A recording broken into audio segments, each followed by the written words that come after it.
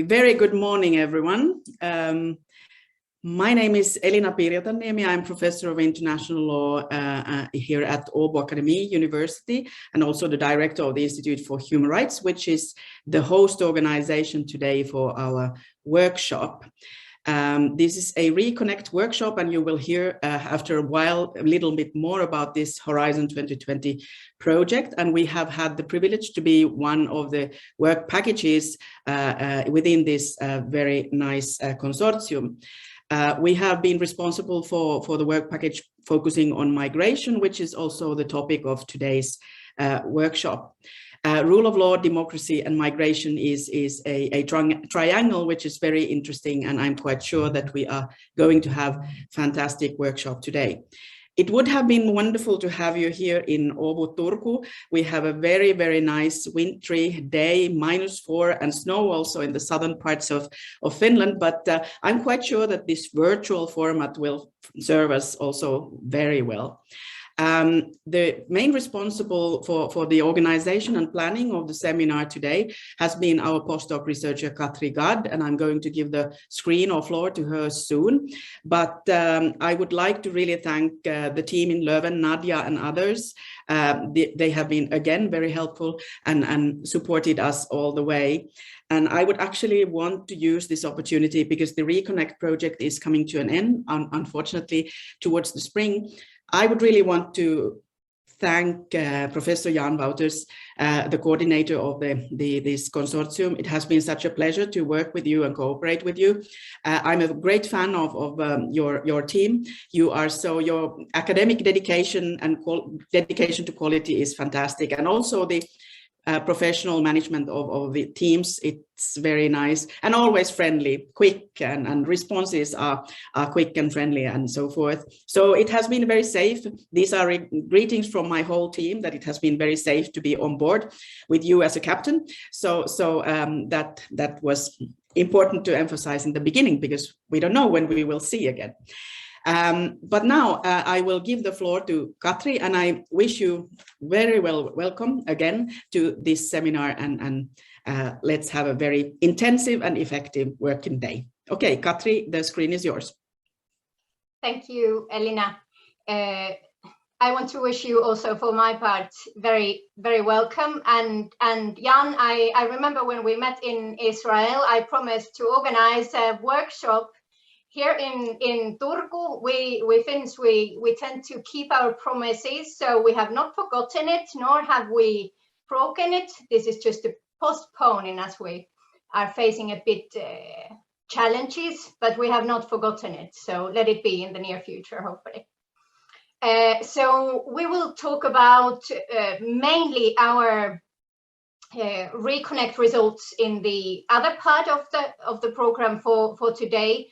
Now we have two great presentations first, after Jan, which will give a little bit food of thought to us all when we then go into our results. And I hope, as we cannot be working physically together today, and we are merely representing what we have been doing and what we have found out, I hope that this will benefit your dear colleagues, your work elsewhere, and maybe provoke some new ideas for the future research.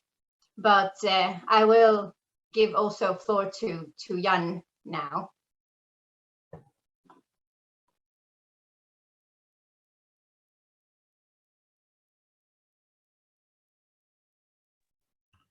Good morning, dear colleagues, dear participants, students, friends, and of course, good morning, dear Elina and Katri. I'm in my office in Leuven, so I don't have the pleasure and privilege to be with you at Akademi, but that's life. You mentioned a workshop in Israel. That was the life pre-COVID. And but we, I think, have adapted all to COVID, and we're going to make the best also of this great workshop with its wonderful program. Also from my side and from the side of our Leuven team, a warm welcome to this RECONNECT workshop. We call it a work package 13 workshop. That's of course immediately technical language, because as you know, in those great Horizon Europe and Horizon 2020 projects, we work on all kinds of work packages, deliverables, milestones, and so on and so forth. Please allow me to share with you, first of all, some basic information about the RECONNECT project, and then a little bit of the state of the art where we are right now. Well, first of all, for those who do not know yet, RECONNECT is an acronym. We are specialists in inventing acronyms because we have to give an acronym to those European projects. And RECONNECT stands for Reconnecting Europe with its citizens through democracy and rule of law. Just admit it, the acronym is much easier. So RECONNECT is a project funded by the European Commission under the Horizon 2020 program, which I have the privilege and honor and burden to lead. And that's a project with 18 partners, so you can imagine the size and also the coordination efforts. But we have been around for almost 4 years now, and we are actually almost reaching the end of the project. We are heading towards the grand finale, if I may use that expression, in April of this year, which, to be honest, is only 3 months or less than 100 days away from us. But for those of you who are not yet familiar with us, let me say a few words about the project, because it's a 4-year multidisciplinary research project that actually is responding to a call from the Commission. And the call is essentially about the great crisis of legitimacy that the European Union is currently going through. That's, of course, a very big theme, a very, let's say, wide and deep theme. And we have devised the project in a manner as to trying to contribute to strengthening the Union's legitimacy through its founding values. For the lawyers among ourselves, we come back to Article 2 of the Treaty on European Union. The founding values of the European Union, which are so beautifully laid down in that Article 2 TEU, and where we focus in particular on democracy and rule of law. But not just that, I should really stress the interrelatedness and the interdependence of those values, including between democracy and rule of law, which is sometimes slightly forgotten.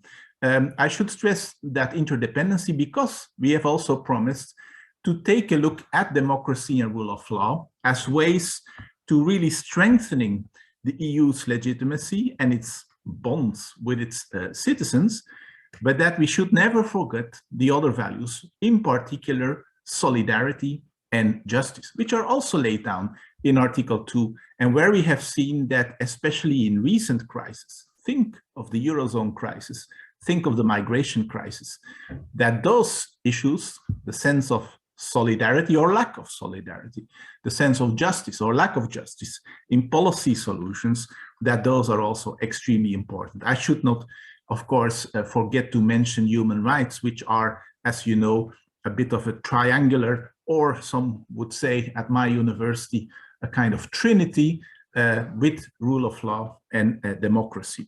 So in the end, what we try to do with our RECONNECT project, after all those work packages, all those papers, all those reports which have been written, and you find them all on our website, we are trying to build a new narrative of European integration, which hopefully will enable the European Union to become more attuned to the expectations of its citizens.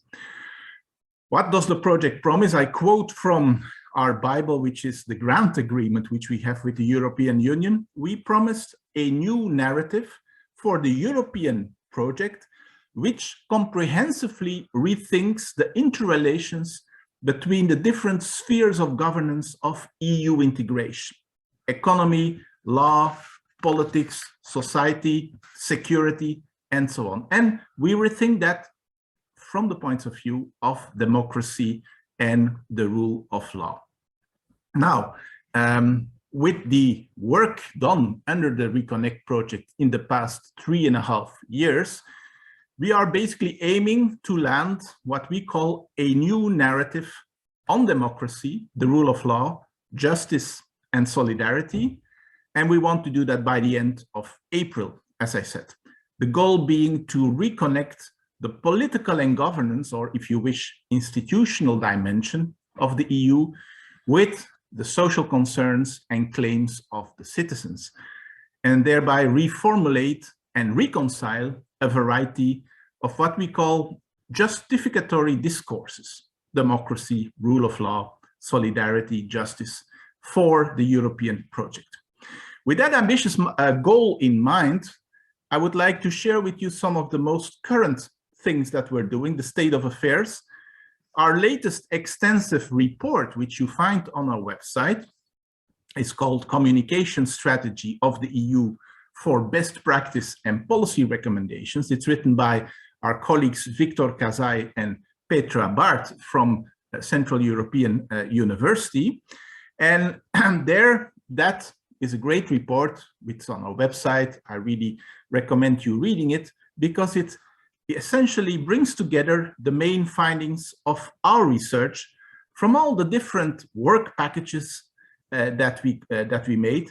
And it highlights all the key messages and recommendations that are already in the project and which we want to address to EU policy makers to help them devising policy measures that aim to bring Europe closer to its citizens. Let me go a little bit more into that paper because, as I said, it's rather comprehensive and holistic, and it examined also certain tensions that have appeared in our research project and in our consortium throughout all the deliverables. And we try to reconcile those apparent tensions in a number of areas. Let me go through those areas. I'm summing up 5 areas of tension. The first is the relationship between democratic backsliding and the decline in the rule of law. A second one is the tension between technocracy and democratic decision-making. A third one is about the inconsistencies between the perceptions of European citizens and the opinions of researchers like we in our consortium regarding the channels of public participation. Fourth is about inconsistencies between citizens' perceptions and the opinions of researchers like we with regard to the desirability of further integration in the European project. And last but not least, the importance of adhering to fundamental values. Let me go first one by one through those tensions. The relationship between democratic backsliding and decline in the rule of law. It's not an easy topic because several research papers of RECONNECT have been dedicated to the analysis of European but also global trends, because you know Europe is not an island. We're part of global trends and contexts. We have analyzed European and global trends of backsliding with regard to democratic functioning of institutions, with regard to rule of law. And we sometimes arrive at a bit different conclusions with regard to the gravity of democratic backsliding and the decline in rule of law that we see. In spite of those differences, we are actually, and Petra and Victor are also stressing that we should not overdo those differences. We should not overestimate it because you don't have to choose. There is no need at all to choose between, on the one hand, strengthening democracy and on the other hand, protecting the rule of law. It's actually a false dilemma, you could say. Second tension between technocracy and democratic decision making. And, you know, this is something which, as long as I have studied European integration, and that's a long, long time, I've always seen coming back. The whole question whether, well, we should more have a technocratic system where people of merit and competence should rule the European Union and make the best possible policies, versus the big debate of, well, democratic deficits, lack of accountability, and so on. And what we are all saying here is here too. European policymakers do not have to choose between the various forms of legitimacy, as we call it, output legitimacy, input legitimacy, throughput legitimacy. You don't have to choose at the expense of one or the other of those forms of legitimacy, because those forms, so both the technocratic, the democratic, the citizens-oriented, and so on legitimacy, they reinforce each other. They do not weaken each other. And the lesson to be learned from our analysis is that problems emerging in different fields of EU policy call for measures to strengthen the various forms of legitimacy simultaneously, even if this can be to varying degree depending on the policy area. Third tension is about the channels of public participation, with the big question, should we have more and more, the more the better, question mark. The results of our research show that European citizens demand indeed more opportunities for effective participation beyond parliamentary elections. You know, what we're doing every 5 years in the European Union. But of course, the experts know that the European Union already offers right now a very wide array and range of channels to participate in and to engage with its decision-making processes. So it could well be that citizen demands may partially stem from a lack of sufficient knowledge about the existing forms of public engagement possibilities in EU decision-making. And there, of course, the obvious remedy to that problem would be a better dissemination of information about institutionalized form of public participation among the general public. But to be honest, I don't think that will solve the whole issue. There is also a second finding there, where our research indicates that European citizens are currently not fully exploiting the potential of the existing forms of public participation. Now, I go a little bit beyond my role of summarizing what we currently are finding in our project by adding a personal remark. And the personal remark is a little bit according to the French expression, plus est en nous. We have to go deeper. We have to go a little bit beyond those findings. And I think we live in a very interesting moment of European integration. And I'm pretty sure quite a few of you will have seen, even participated, some of the great dynamics that are currently going on within the conference on the future of Europe. I myself and a number of our colleagues in RECONNECT have had the privilege to participate in some of the citizens panels. And I will confess that I was initially a little bit skeptical about how these things are going to be organized and so on.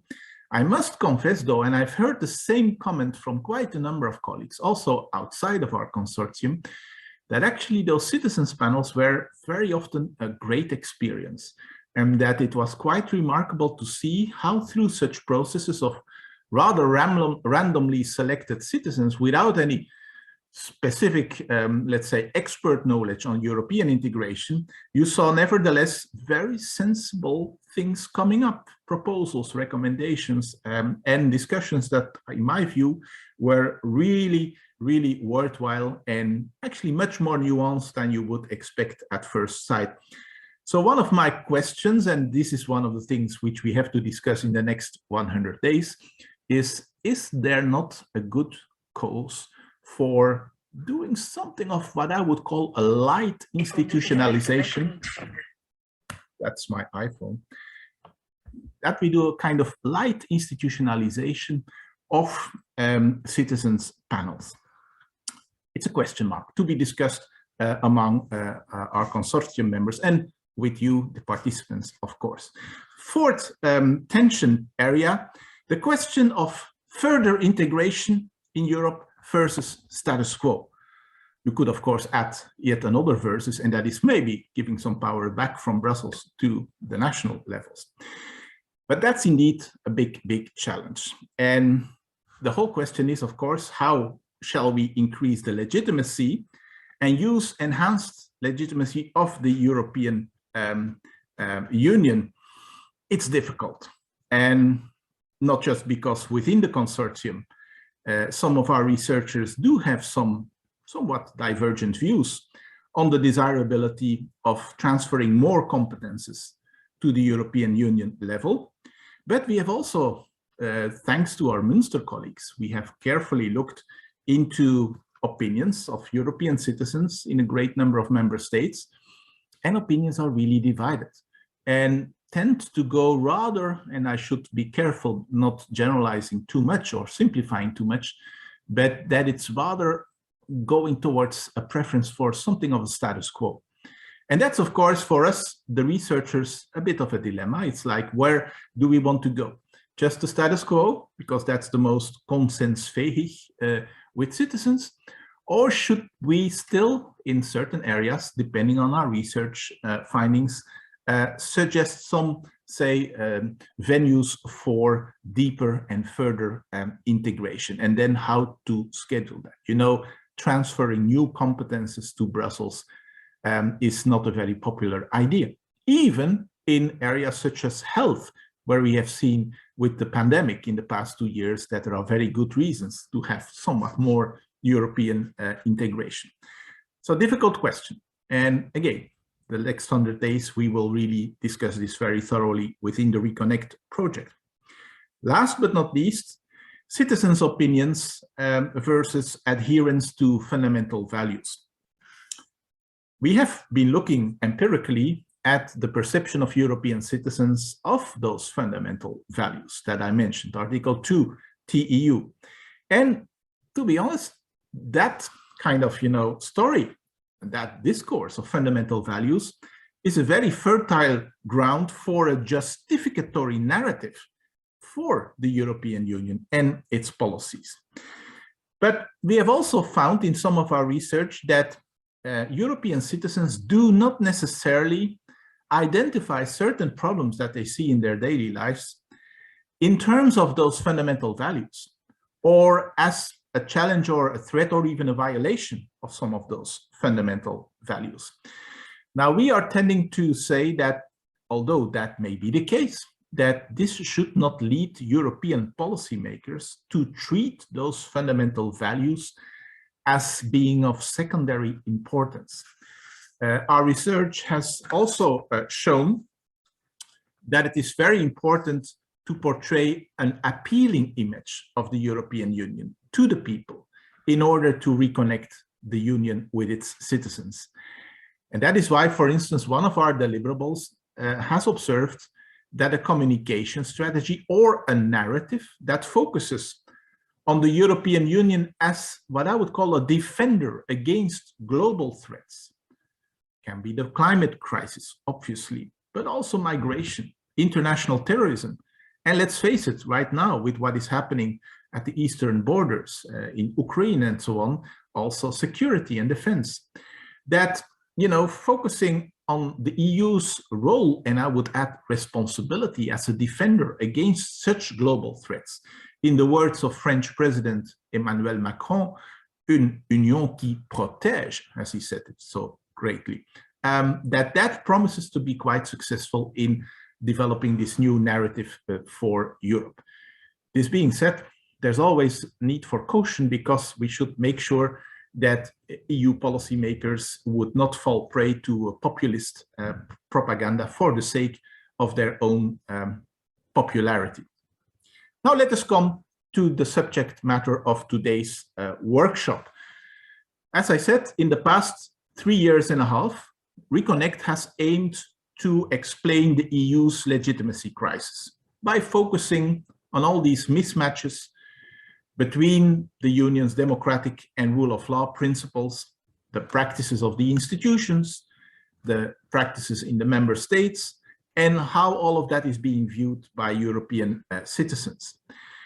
And in doing that, we haven't stayed at an abstract level. We have gone through several key policy areas. That's a kind of case studies in the project. And EU migration policy is one of them. And in the past years, our great ABO team has investigated the democratic legitimacy of EU migration policy and the state of the rule of migration law, I would say. So we have chosen to investigate EU migration policy, partially also because it is a competence area in which principles of democracy and rule of law are challenged on a daily basis by increasingly xenophobic political narratives that have influenced citizens' perceptions and have eroded the rights of people seeking asylum in Europe. As you all know, the topic of migration policy of the EU has repeatedly dominated the news over the past years, and an effective handling of migration flows at the outer EU borders will definitely continue to challenge, or maybe also to reinforce, the Union's legitimacy and trust in the institutions. We all hear the news today about the migrants trapped at the Belarus-Polish border and say continued emergency meetings about that. Recently in December, we also heard Viktor Orban, the Hungarian Prime Minister, declare that Hungary will not change its immigration laws in defiance of a recent judgment of the European Court of Justice on the country's immigration regime. Both examples touch upon the Union's democratic fabric, but also on the adherence to rule of law principles by member states. Again, I hope we will learn more today about this link between increasing politicization and citizens' perceptions of EU migration policy. And I'm very much looking forward in that respect to the two keynotes in our workshop today, one by Dr. Marko Juntunen, and I'm looking forward to hearing from his research on how radicalization and hate crimes affect European citizens' views and perceptions of migrants. But I'm also very much looking forward to Professor Magdalena Kmak's presentation to perhaps discern what the EU itself can learn if we approach migration and integration as a trust-based, two-way process. And of course, RECONNECT researchers Katri, Gadd, and other colleagues, Barbara Grabowska-Moros, Peter de Wilde, will share our own RECONNECT research insights in all detail in the second half of the workshop. So let me come to a conclusion, if I may. After almost 3.5 years, we have finalized nearly all of the tasks that we set ourselves to do, and we can indeed present also our key findings on EU migration policy today. Beyond EU migration policy, as I said, it's one of the case studies. We also have included 4 other case studies, 4 other key EU policy fields: trade policy, fiscal policy, EMU, and so on, counterterrorism, and of course, and that we have added in the course of the project, COVID-19.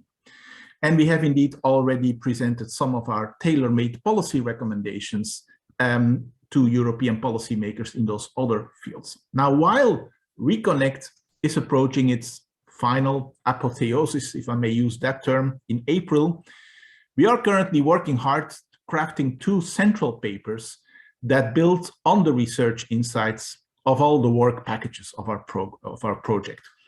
One paper, one report, will be presenting a new narrative of European integration. The other one will propose changes to the EU's treaties in order to strengthen the normative foundations of the European Union. And in that latter report, we are going to propose changes to, well, both the TEU, the Treaty on European Union, and the twin treaty, the Treaty on the Functioning of the European Union, but also, let's not forget that, also to the Charter of Fundamental Rights of the European Union, which, as all of you know, is part of what we call the primary law or the constitutional law of the European Union. Those papers are, of course, currently being developed, are in a deliberative phase, but I want to share with you some preliminary insights that we are currently discussing with our RECONNECT consortium members. and on the two main issues, democracy and rule of law. So let me end with that. First of all, to strengthen democracy in the European Union, we are discussing a number of proposals. First of all, to resolve what we call the Spitzenkandidat process. As you know, in 2019, we saw a totally different dynamic in that respect than what we saw in 2014, where the actual Spitzenkandidat who won the most votes was in the end made president of the European Commission, Mr. Juncker. Another idea to coordinate the electoral calendar of the European Parliament and its elections with national elections in the member states, of course, aimed at a better voter turnout. We also think about equipping the European Parliament with the legislative initiative. There are ideas to introduce an EU Legislative Council formation, which the idea would be to have permanent ministerial members. Then we have carefully looked at recent practices of the European Commission to do more outreach vis-a-vis national parliaments in member states, and actually very interesting practice, but we are going to propose that we would say democratize that much more further, and instead of making it more an information sharing event, to really see it also as a kind of feedback moment where national parliamentarians can really give important feedback and advice to the European Commission.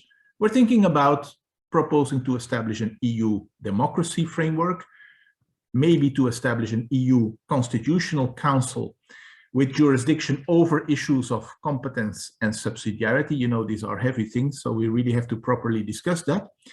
Even the idea to establish a permanent constitutional assembly as a site for public deliberation on, I would say, the constitution, but also the identity of the European Union. So you hear bold proposals, bold ideas, and I can tell you it's very interesting also within the consortium to see the different points of view, including between the disciplines. You know, lawyers have their points of view, they look at the treaties, they see that as a bit their holy scripture and so on. Political scientists, very often based on a totally different methodology and research tools, will sometimes make very different proposals. So we are going to try to bring that together. Let's not forget, this is a multidisciplinary project, not just with law, political science, history, and so on and so forth.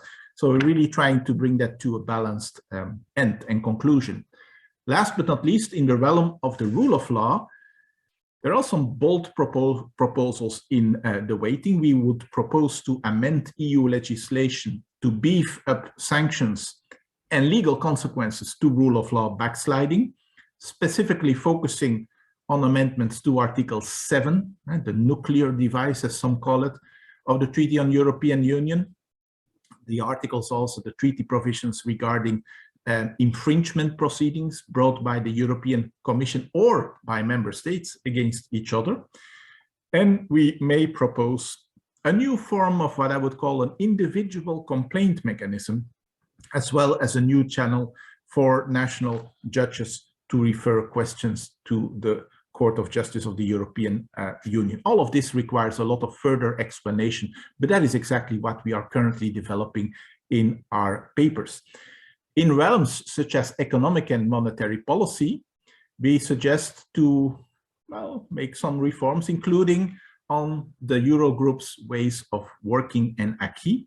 We propose to institutionalize and formalize the Eurogroup, bring the existing treaties, as you know, the Fiscal Compact and so on, which are intergovernmental treaties outside of the EU treaties. We want to bring that acquis back solidly within the European Union treaties. And last but not least, we aim to enhance transparency in the EU institutions by reforming the Union's transparency regulation, also by suggesting to publicize reports, minutes, the reports of meetings, especially also of the famous trilogue meetings as part of what we call the legislative process, the so-called ordinary legislative procedure, but also further democratization on the treaty reform process and on the ratification process of treaty changes. So both reports, the new narrative and the proposed treaty and legislative changes, will be published in the coming months on our website and will also be presented at a final RECONNECT conference. And that final conference, as you can imagine, is set to take place at the end of April. 19, 20, 21st of April, that looks like a long conference, but in fact, we're going to, if you wish, go for 2 online events on the 19th one and on the 20th one. And on the 21st, we hope to really receive you all in Brussels, physically, hopefully, at the beautiful Fondation Universitaire for a live final event. So please mark your calendars for those 3 days, 19, 20, 21st of April. The treaty changes and the new narrative will not be the only legacy of RECONNECT. You may know that we have also really developed specific didactical tools, a MOOC, a massive open online course on the rule of law and democracy in Europe, which is on the Great edX platform, and through which we have already reached more than 3,500 learners worldwide.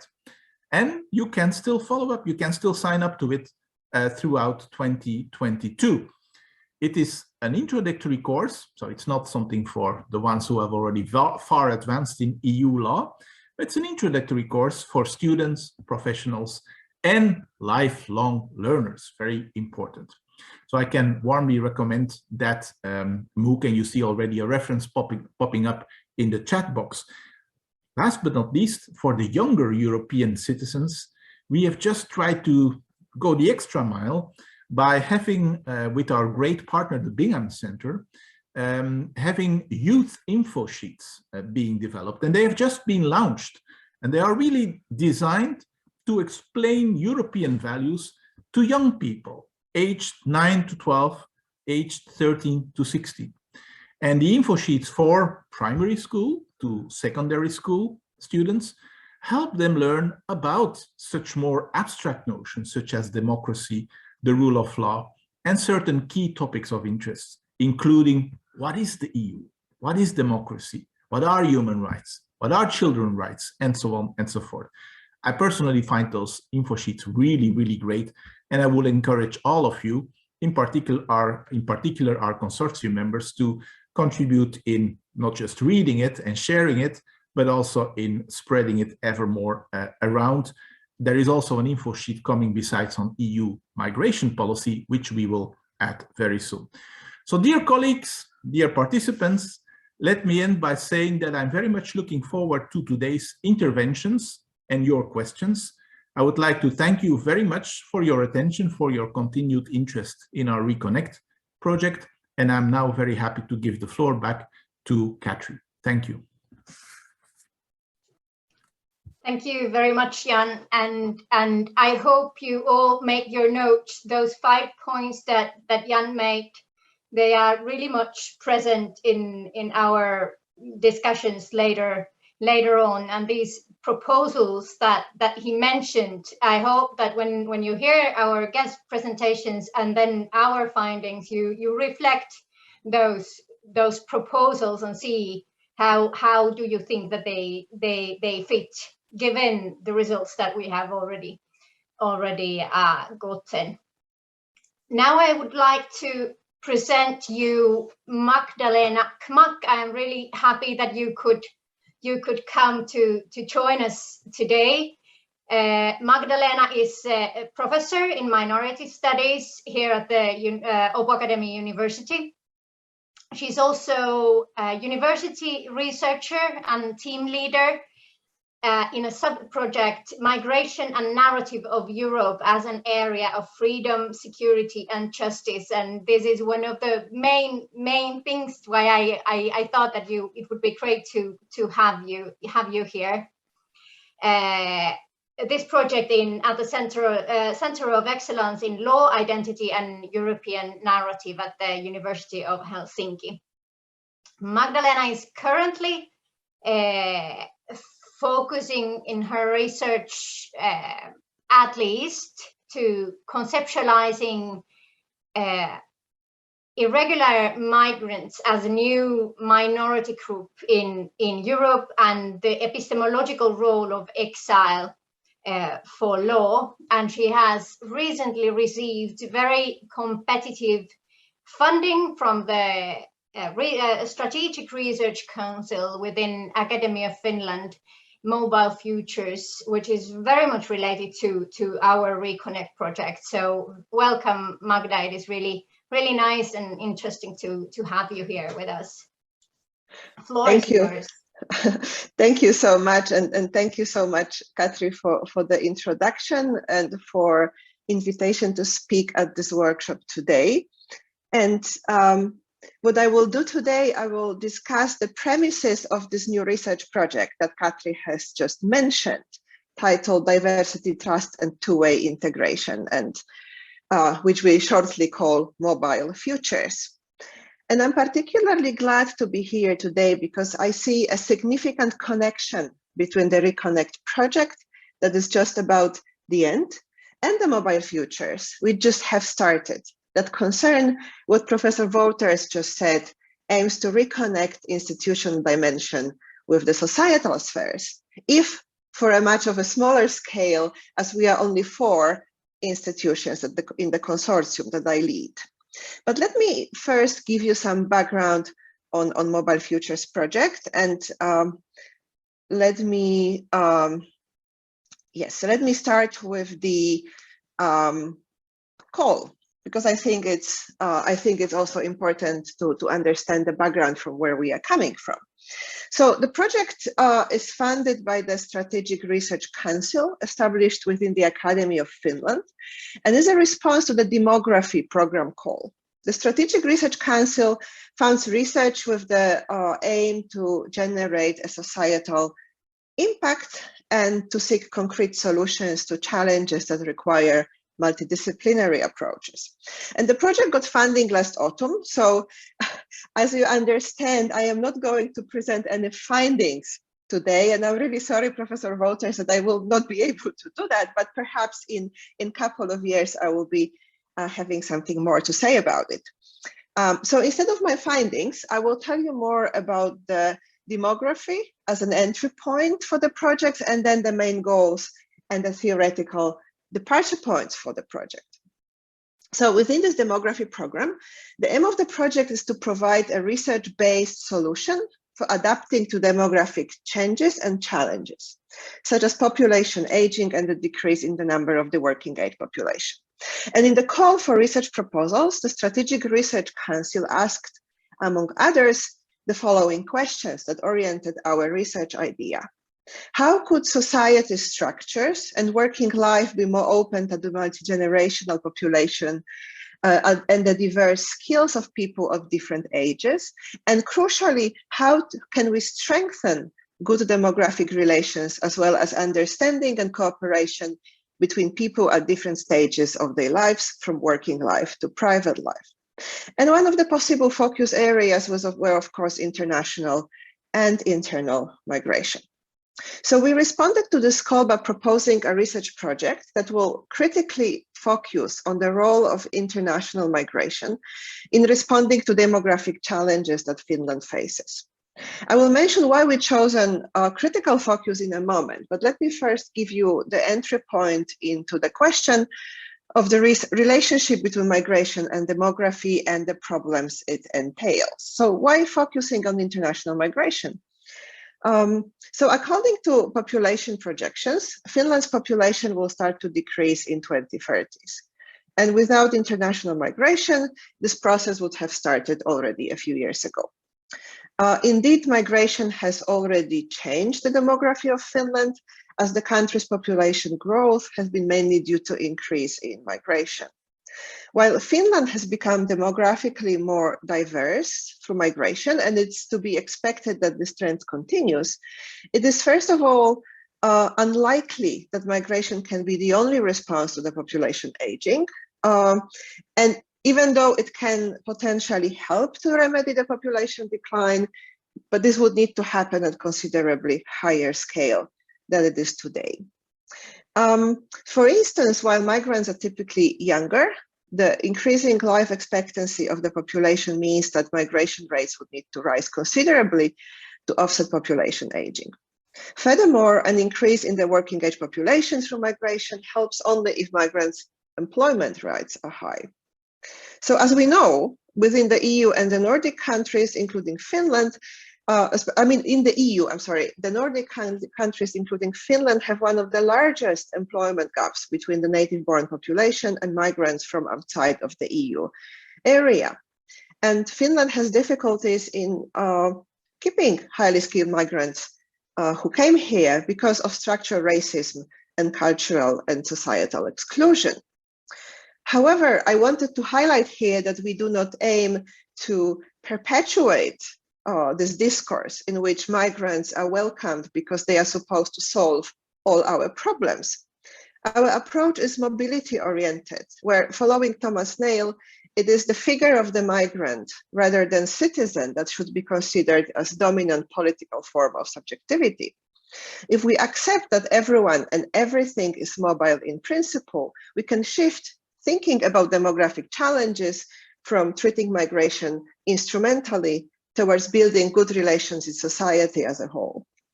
And this brings me to the main research problem that this project aims to address. That is the question of exclusion, inclusion, and belonging.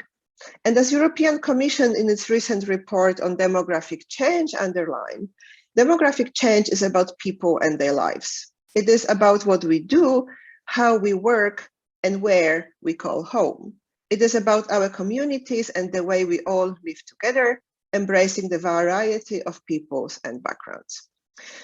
However, as a number of studies confirm, despite its robust integration framework, Finland's current approach to integration does not succeed in creating good relations in the society and conditions for migrants to live and work in Finland. For instance, while Finland's policy officially rests on the idea of two-way integration, in practice, the policies are primarily geared to the migrant population. Therefore, we claim that the new approach to integration requires a strategic rethinking and reorientation, and studying integration as a shift and a shift in focus from migrants to the whole society, and a critical look at prevailing discriminatory practices. Our project will do this by focusing on integration as a trust-based process involving the society as a whole. The importance of trust is highlighted when we look into recent studies that show that the level of trust in Finnish institutions initially higher among persons with a foreign background than among the Finnish population as a whole. But the experience of discrimination and racism in Finland erode migrants and minorities' social and institutional trust over time. And before I move to trust, which kind of will be the main focus on this talk, I wanted to discuss further the ethics of our project and our critical approach. In the vast body of scholarship on migrant integration, theoretical approaches typically identify certain domains of integration. Trust in integration research is usually understood to be a result of successful social integration, but the role of trust and mistrust in the integration process has been largely ignored. Integration is understood to be a lifelong process that does not necessarily proceed in a linear fashion, but evenly in different life domains. For instance, one might be unemployed but socially well connected in one's everyday surroundings, or vice versa. Importantly, and what I want to emphasize here today, previous approaches to integration have been recently challenged by critical scholarship in work by, for instance, Professor Janine Dahinden or Willem Schinkler, arguing that integration models portray society as neutral and integration as a responsibility and often a problem of migrants and their children. In empirical studies, the measurement of the performance of migrants, for instance, in the labor market, does not correspond with the ideal of two-way integration. As migrants typically struggle to reach the equivalent levels of employment, health, education, and so on, as the native-born population, there is a risk of producing a narrative of a constant failure. In addition, in such understood integration, some people are evaluated in terms of their integration and others are not. As Wilhelm Schinkler writes, and I quote, "The entire set of assumptions, selections, conceptualizations, and practices that conditions the work of measuring immigrant integration amounts to a setup that cannot but operate as a machine for the production of hierarchized differences," end of quote. Then rather than erasing the boundary between us and them, integration studies and practices often end up perpetuating it.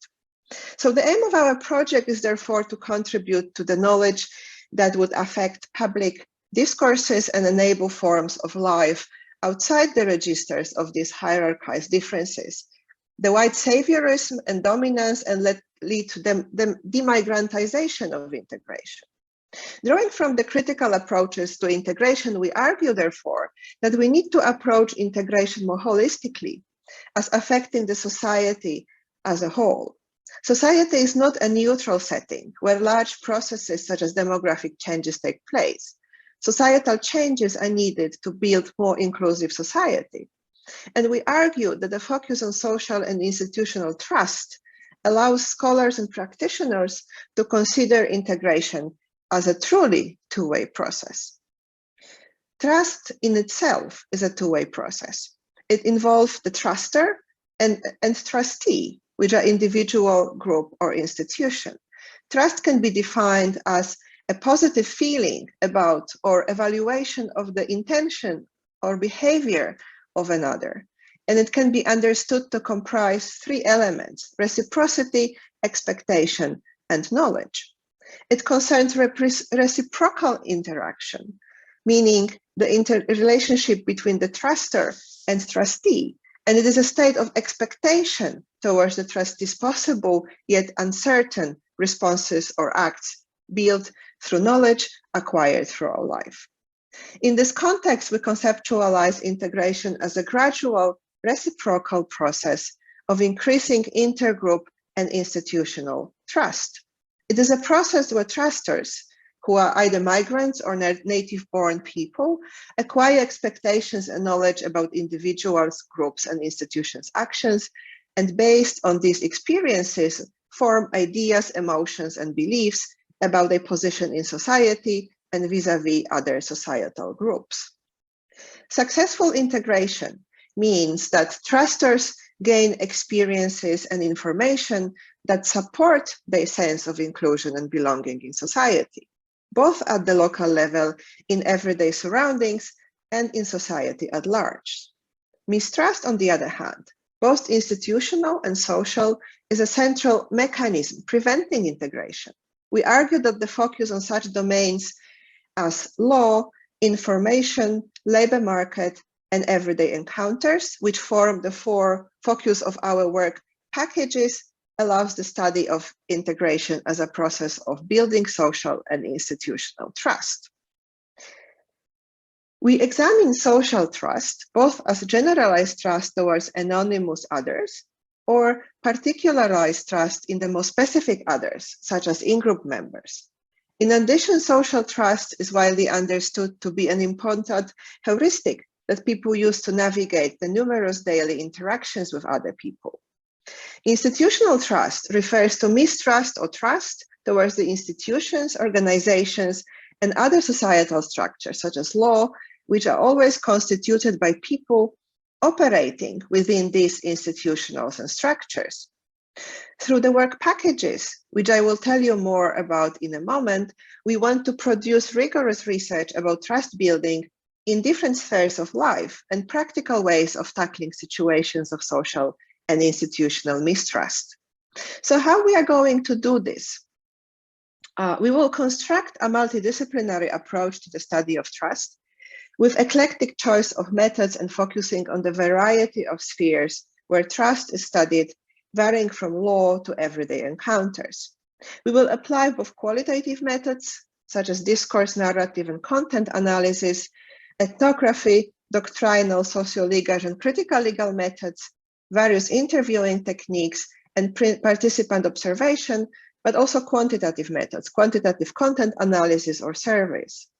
We believe that the diversity of the methods offer a multifaceted intervention in the field of trust research, which is dominated by surveys that on the one hand allow for international comparisons, but on the other hand, fall short, for instance, capturing cultural differences in understanding of trust. We agree with Lyon and others who highlight that qualitative methods are crucial for investigating the process of trust building. As this project sees both integration and trust as processual, with possible culture-dependent variations in understanding of trust, our main emphasis is on qualitative methods. In addition, our work packages are very closely interlinked, which enable fruitful cross-disciplinary exchanges. And the methodology underpinning our research in each work package is the critical approach that challenges ethnocultural understanding of societal belonging and integration. We ask what the role of trust is in a society and community, where some people are evaluated in terms of the integration and others are not. That means that we turn the lens towards Finnish society, both non-migrant and migrant origin populations and societal institutions, and critically examine the practical implementation of two-way integration process. By doing so, we want to produce a novel way of analyzing the role of trust-based integration in development of good societal relations, contributing to the ongoing paradigm shift in integration research internationally. Moreover, through the focus on trust, we want to provide a new theoretical foundation for the study of integration with the potential of the critical breakthrough in the way scholars understand and study the integration process. Finally, with the Living Lab methodology, which I can discuss later in case this is interesting, we aim to bridge the gap between critical and policy-oriented scholarship by translating the critical approaches towards integration into expertise useful to decision makers, migration, and integration administration, NGOs, which we believe is often missing. So in short, what we argue in our project is that in order to create good societal and demographic relations, we have to focus on integration understood as a process that involves the society as a whole and happens through improving social and institutional trust of both migrant and the native-born population. In this context, our research questions are, what are the most efficient ways of strengthening social and institutional trust among and between different segments of the population? And how can discriminatory practices and structures be tackled in different societal spheres in Finland? And as I already mentioned, we will be focusing on 4 areas that we consider crucial for increasing trust and building better relations, which is law, information, labor market, and everyday encounters. And here I can say that the project consists of 4 institutions. One is Åbo Akademi, another one is the University of Turku, University of Oulu, and the Migration Institute of Finland. And we share different work packages between these 4 institutions. Let me now briefly, before I finish this presentation, focus on trust and law, because I think for the audience at the seminar, this might be the most interesting angle through which we approach trust. As I also said already, this is still a very preliminary type of presentation because we have only started the project, finalized our recruitment process, but there is not really any research that we conducted that we could report on. But of course, I would be very much looking forward to any comments you might have towards to which direction our research could also lead. So in case of law, as we all know, legal institutions, legal inclusion lowers and exclusion increases the level of mistrust and xenophobia in society. Distrust in the legal system forms the foundation for the integration process.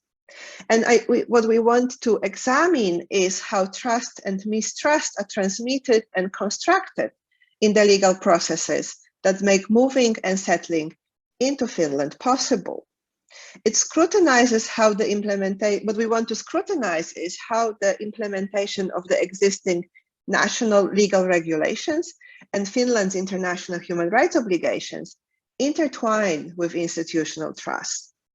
We want to explore how trust is constructed in regulations and discussions on legal reforms and of the immigration law in Finland, and how migrants and non-migrant experiences of law affect trust towards institutions. So what we want to do is, on the one hand, to explore legal reforms in immigration law since 1995 from the perspective of trust. And we want, by doing this, we want to look at the language of the law and how in preparatory works in the parliamentary processes, how trust or mistrust towards migrants have been embedded in this language, and how and we want to look into the processes where the decisions about, for instance, residence permits are made. Or can we distinguish any shifts in the ideology that legitimize the law reforms? Or how do the legal documents depict the applicants, for instance, asylum seekers, their credibility, their worthiness of protection, or for instance, in case of work permit, you know, the need, the qualifications, the needs for the professionals, or the replacement of the local workforce. So we want to, that's one of the aspects of our research, and we are going to analyze database on the Finnish legislation that has been created at the University of Turku. Another aim is to understand the impact of national and institutional law and its impact on the migrant and non-migrant population's trust towards Finnish institutions. And here we want to ask, how does trust in law function as an underlying principle of societal structures and organization? And how is the Finnish immigration law, as well as Finland's human rights obligations understood and experienced by Finnish citizens and migrants? Finally, what expectations do migrants and non-migrant populations have towards the law and its implementation to be perceived as trustworthy? And here we want to look more deeply at the relationship between law and trust, which I think relates really strongly to what you have been studying in Reconnections to democracy and the rule of law. We want to also look into and discuss these issues with employers and with migrants in the area of Turku, and how their experiences of legal procedures affect their trust towards law and institutions and impact their decisions to move and stay in Finland. In the sub-project focusing on, or work package focusing on the information, we want to look at access to reliable information and how its approach, how the access to reliable information about migration integration and about the society and its institutions can promote intergroup and institutional trust and therefore two-way integration.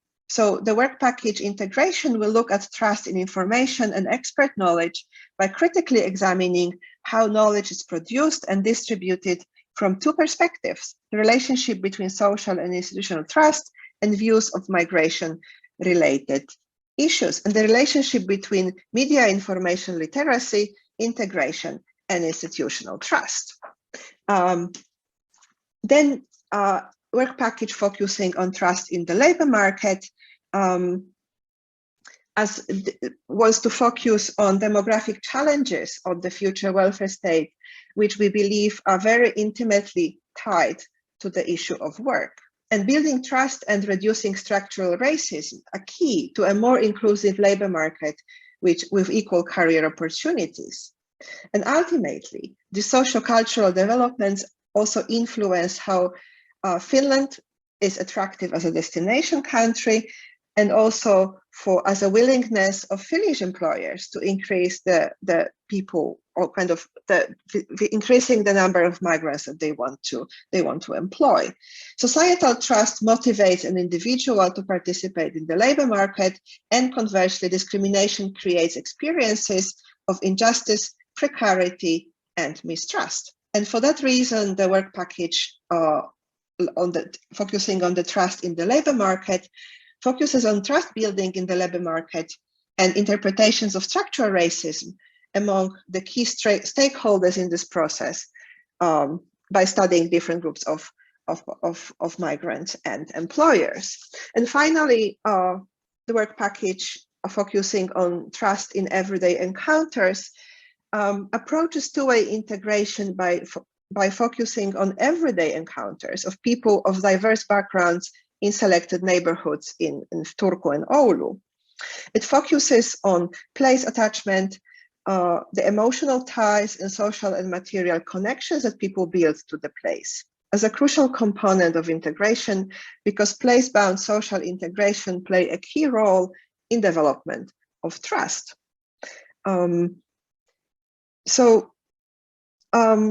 This sub-project will study trust building and place attachments through everyday encounters between forced migrants and other local residents, as well as encounters between migrants and local institutions.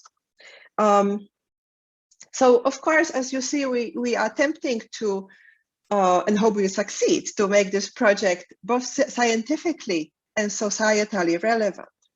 In particular, what we want to achieve is to translate these critical approaches to integration that I have discussed today into expertise that is useful to decision makers, migration and integration administration, and NGOs.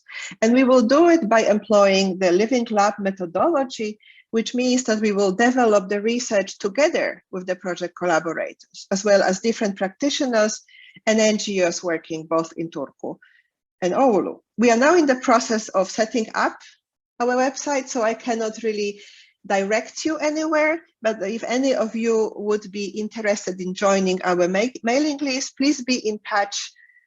Please be in touch with me, and I would be really grateful if, or I can try to put my email address in the chat in a moment. So I will maybe finish my presentation right now, and I can see that we have probably a few minutes for comments and questions. I would be really grateful for questions or any suggestions that, from the perspective of your project, you could give us to make our project even more relevant. Thank you so much.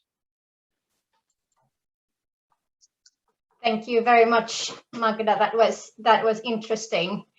While people are probably thinking about their questions, I have many. Hopefully, I can contact you later, as we have only 5 minutes left to the next presentation. But I already have in mind what we have found out so far in our work package, and I was wondering that, are you going to see, or maybe as a suggestion, it might be good to see, first of all, of course, what affects that trust, and what can we do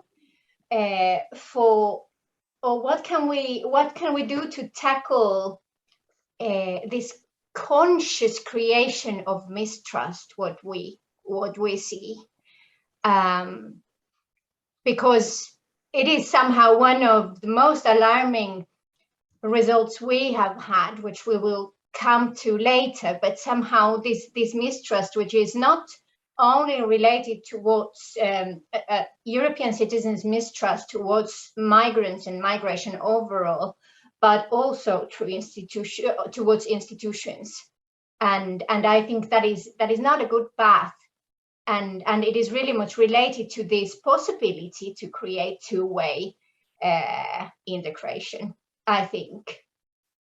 Yeah, I definitely agree, Katri, with you. This is, of course, an enormous question that I don't think I'm able to respond to, but exactly the project that we want to, in this project, we want to exactly study that. And I think that's why we have chosen, for instance, the information as one of our focus areas, by looking, trying, and I think law as well, and because law is very tied with the institutional trust and the way how, and to the rule, of course, the question of the rule of law, where whether the law is clear, whether it's consistent, whether authorities deliver what is, promised in the law. So I think very briefly, I believe that, first of all, what is the need is to look into people's experiences. And I think especially in the context of migrants. And that's also part of the project, the other project I'm involved in, Eurostoria, the Center of Excellence in Law, Identity and European Narratives, where we are trying to provide or kind of discuss and invite migrants to share their own experiences in Europe, their own understanding of Europe, of the European Union, of security in the European Union, their own security, for instance. So I think understanding that or studying that experiences is one thing. And on the other hand, understanding different ways how, for instance, information is being shared or how everyday encounters happen, and how they impact the trust. So I don't think we are going to answer this big question and have a solution for all the ailments of this situation. There's one question still from our audience. Thank you very much. I know okay. It was a huge thing what I said to well, let's answer. keep talking about it. Let's keep talking about it, and I hope we continue for the years to come. For sure. Here is one more question. Do you plan to integrate a gender perspective and gender equality perspective into the project? That came yes. from our audience. Yes, thank you for this question. Definitely, yes. So as I said, the project is very interdisciplinary. So we have scholars that have expertise in law, in information, in history, in ethnography, archaeology, and gender studies. So gender is definitely one of our focuses. For instance, in sub-project, the work package focusing on everyday encounters, my colleagues will look at, for instance, stay-home mothers and the everyday encounters in their neighborhoods. So that's one of the aspects. Of course, the question of gender will definitely be a focus of the understanding, and analysis of the Finnish law and the legal changes and how it affects the trust towards migrants. But I think I would want to say that our perspective is more intersectional. So we want to especially bring this critical understanding of integration and the societal interaction that would demigranticize this focus. As I mentioned, what we want to do, so it not only focus on gender, on for instance, question of religious beliefs or country of origin, but also focus on, trying to really understand, do we really have to make this distinction between migrants and non-migrants in that particular context? And whether that is possible to do and how. So that's something that we just kind of first thing in our agenda right now. Thank you very much. There is, I received one of our audience saying that would want to join the mailing list. I will get back to you, Magda, to thank you so much. The email. I'm afraid that we are running out of time. I want to thank you very much, and hopefully everyone got your email address from the chat box, so that in case they have further questions, they can contact you, and we will for sure keep in touch regarding future research and findings. Thank you so much, and I wish you, I have to unfortunately leave right now, so I'm really sorry I cannot stay due to my other commitments, but I wish you a very interesting and fruitful seminar. Thanks so much. Thank you very much. We will move on. We are right on time, and I want to introduce you docent Marko Juntunen. He is docent in Middle Eastern and Islamic Studies. Thank you for joining us. Marko is an esteemed Middle East researcher who has researched, for instance, mobilities in Arab world. Am I correct? And over 2 decades, if I have understood correctly. He has also translated literature from Arabic to Finnish, which is rare for Finnish scholars so far. He has also been awarded a state award for information publication from Ministry of Education and Culture in Finland for his book. This is my translation, as the book is in Finnish, but Traveling in Islamic Finland. Hopefully that is not doing any violation for the title of the book. And now he is working in the largest development cooperation organization in Finland, Church Aid, on the project Reach Out 3, which is related to preempting violent extremism and radicalization.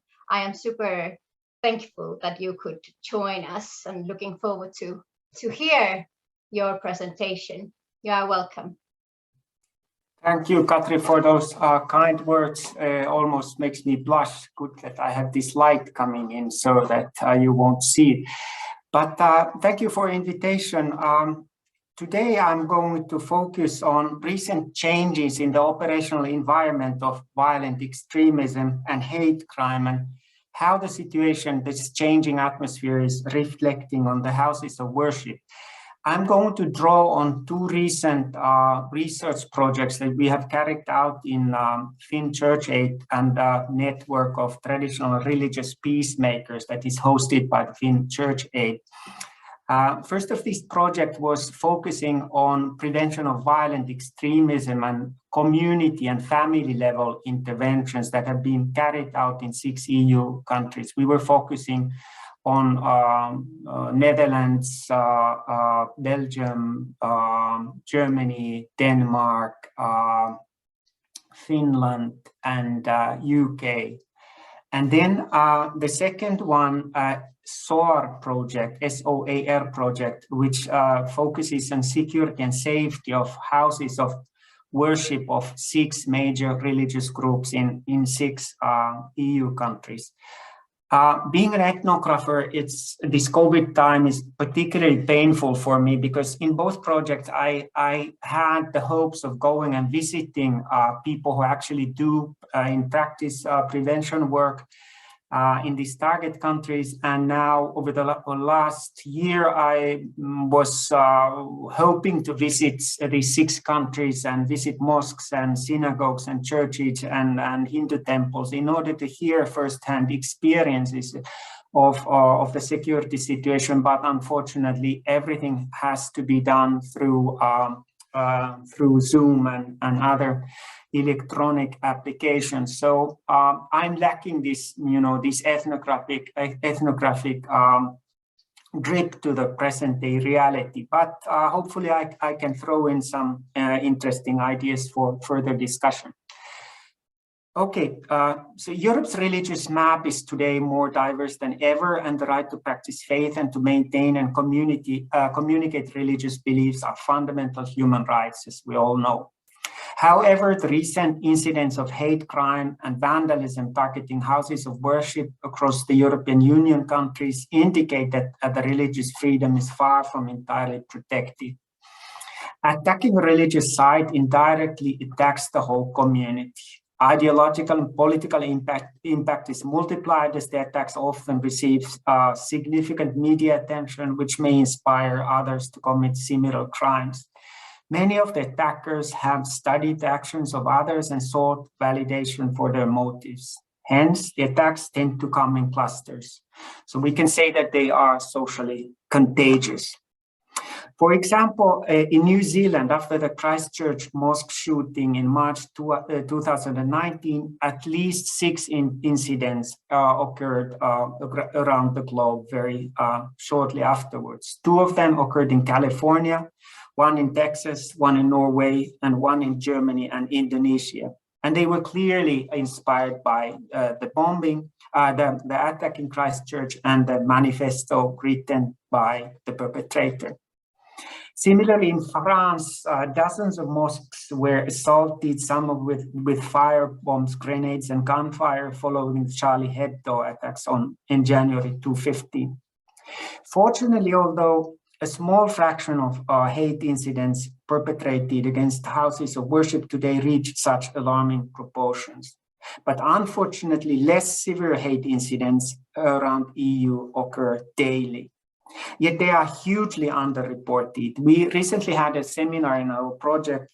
One of the participants was Aleš Žauhanek, who's the hate crime officer for Organization for Security and Cooperation in Europe, OSCE, and he estimated that underreporting rate in EU countries concerning hate crime may reach 80 to 90%. So we only sort of grasp a small fraction of the perpetrated crime in our official reports. An overwhelming majority of violent hate crime and vandalism in the Western Europe target today the continent's Muslim and Jewish minorities. And in this presentation, I'm mainly focusing on Muslims. First, a few words about vandalism. Mosques are today subjected to various forms of destructive vandalism, which are not necessarily always directly linked to extremism. So sometimes we cannot really find a direct link with extremist thought. The perpetrators are also very heterogeneous people, from teenagers to elderly people. Roughly 4% of the perpetrators are over 56 years of age, and this is based on the UK study by Jolliffe and Farrington 2019. So far, based on the news coverage, the eldest perpetrator that I have found of mass shootings is 87-year-old. This case occurred in the States. Among the perpetrators, there are both highly determined and ideologically driven radicalized actors, but also those who act in a more sporadic manner as a result of triggering event that occurs somewhere elsewhere or in the vicinity. Most common perpetrators include actors who find motivation from far-right ideas, those who have anti-Semitic motives, or those who simply uphold negative attitudes towards immigrants and multiculturalism. To make the scene even more diverse, we must acknowledge that especially in the case of Germany, some hate incidents against houses of worship reflect political and sectarian tensions in the Middle East.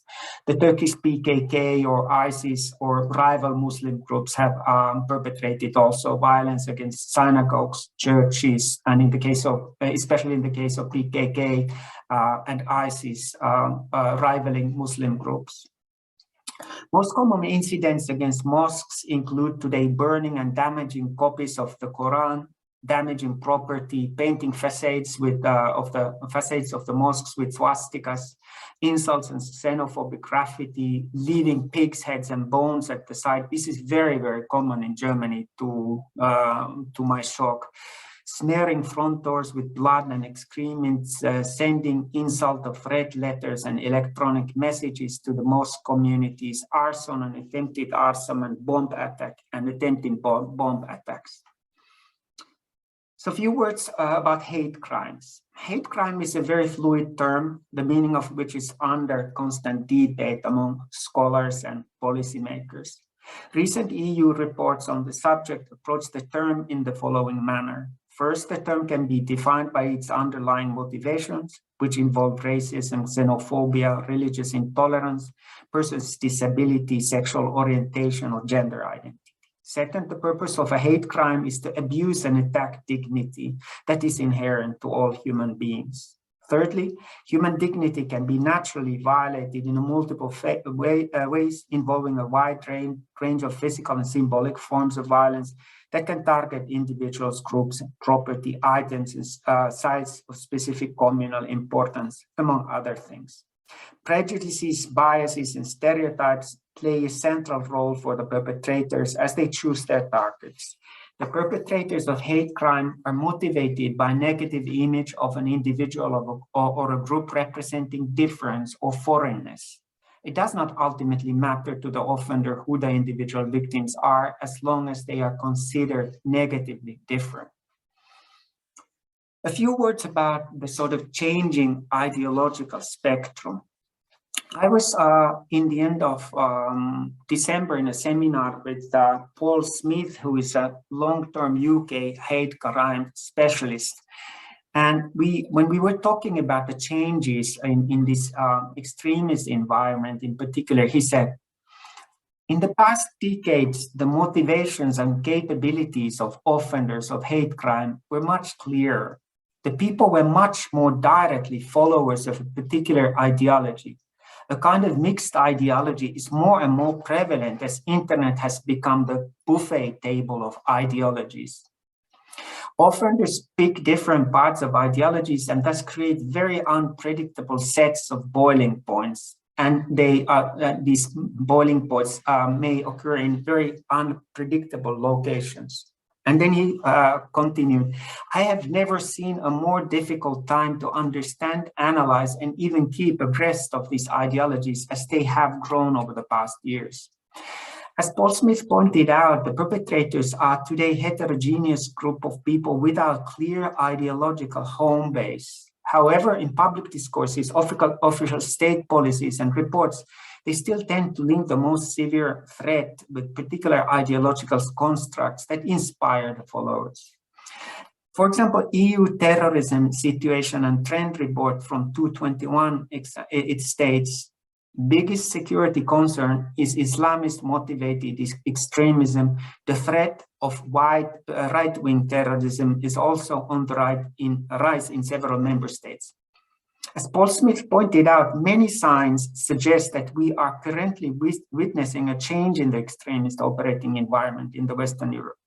Since 2018, increasing numbers of individuals refer to the UK's National Prevention Programme of Violent Extremism, PREVENT. They were categorized as having mixed, unclear, or unstable ideological backgrounds. Mixed cases often demonstrate a joint interest in several ideologies, including elements from extreme right-wing content and misogynic subcultures. In such cases, ideological influences are less coherent, yet characterized by fixation with mass violence. Moreover, mixed individuals may appear to ascribe to one ideology, but then surprisingly rapidly switch to another. The number of individuals referred to the PREVENT program in UK, for example, because of being right-wing extremism, categorized as right-wing extremism followers, they have been observed to switch to violent Islamist-inspired ideologies, and also vice versa cases have occurred within and often within periods of a few months. Extremism motivated by Islamism is also changing. I interviewed roughly a year ago Elias Karmani, an imam and prevention practitioner in central UK. He works in Bradford and Luton areas. He was using the term dummification of Islamism. He said that young persons are not aware or even very interested anymore in the ideological rootings of thought. He said, in the 1990s, everything was open. I knew about young people in my community, where they go, which preachers they were listening to, and I knew what books they were reading. I could challenge their ideas. Now in the post-9/11 world, things have gone underground in the ungoverned spaces. Providing the youth with counter-narratives, for example, has become more and more difficult. Now radicalization is taking place in encrypted spaces online. It's difficult to access the process. The outcome of this development is that it's increasingly difficult to predict where and when serious hate incidents, such as mass shootings, take place and who the likely perpetrators are. Often the only common denominator for the hate crime offenders is shared perception that hate incident or a more serious offense will progress their manifesto or degrade the community spirit or quality of life of the targeted faith group. Due to the communication enabled by the internet, the movements of extremists are more networked today than ever before. A typical phenomenon of our time is that the targets and the target audiences of extremist violence are globalizing as well. Who could have ever predicted that the most serious recent incident occurs in Christchurch, New Zealand, in a country where there's only 1% Muslim population of the total population, an area which has not experienced severe polarization between Muslim populations and other population groups. The recent acts of violence in Christchurch, New Zealand, and Halle, Germany aptly show signs of this transition. In the first of these cases, the perpetrator acted alone, demonstrated his weapons on Twitter and the Megusa site in the internet, and published a video recording of his attack on the mosque.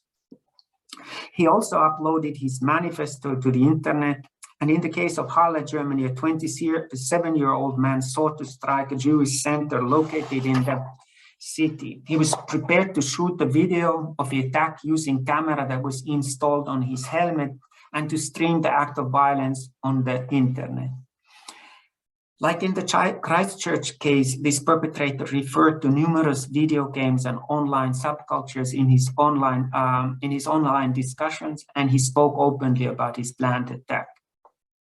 The manifestos disseminated online have built into a key form of propaganda intended to provide justification, a tactical lesson, and motivation for those planning an attack of the same kind.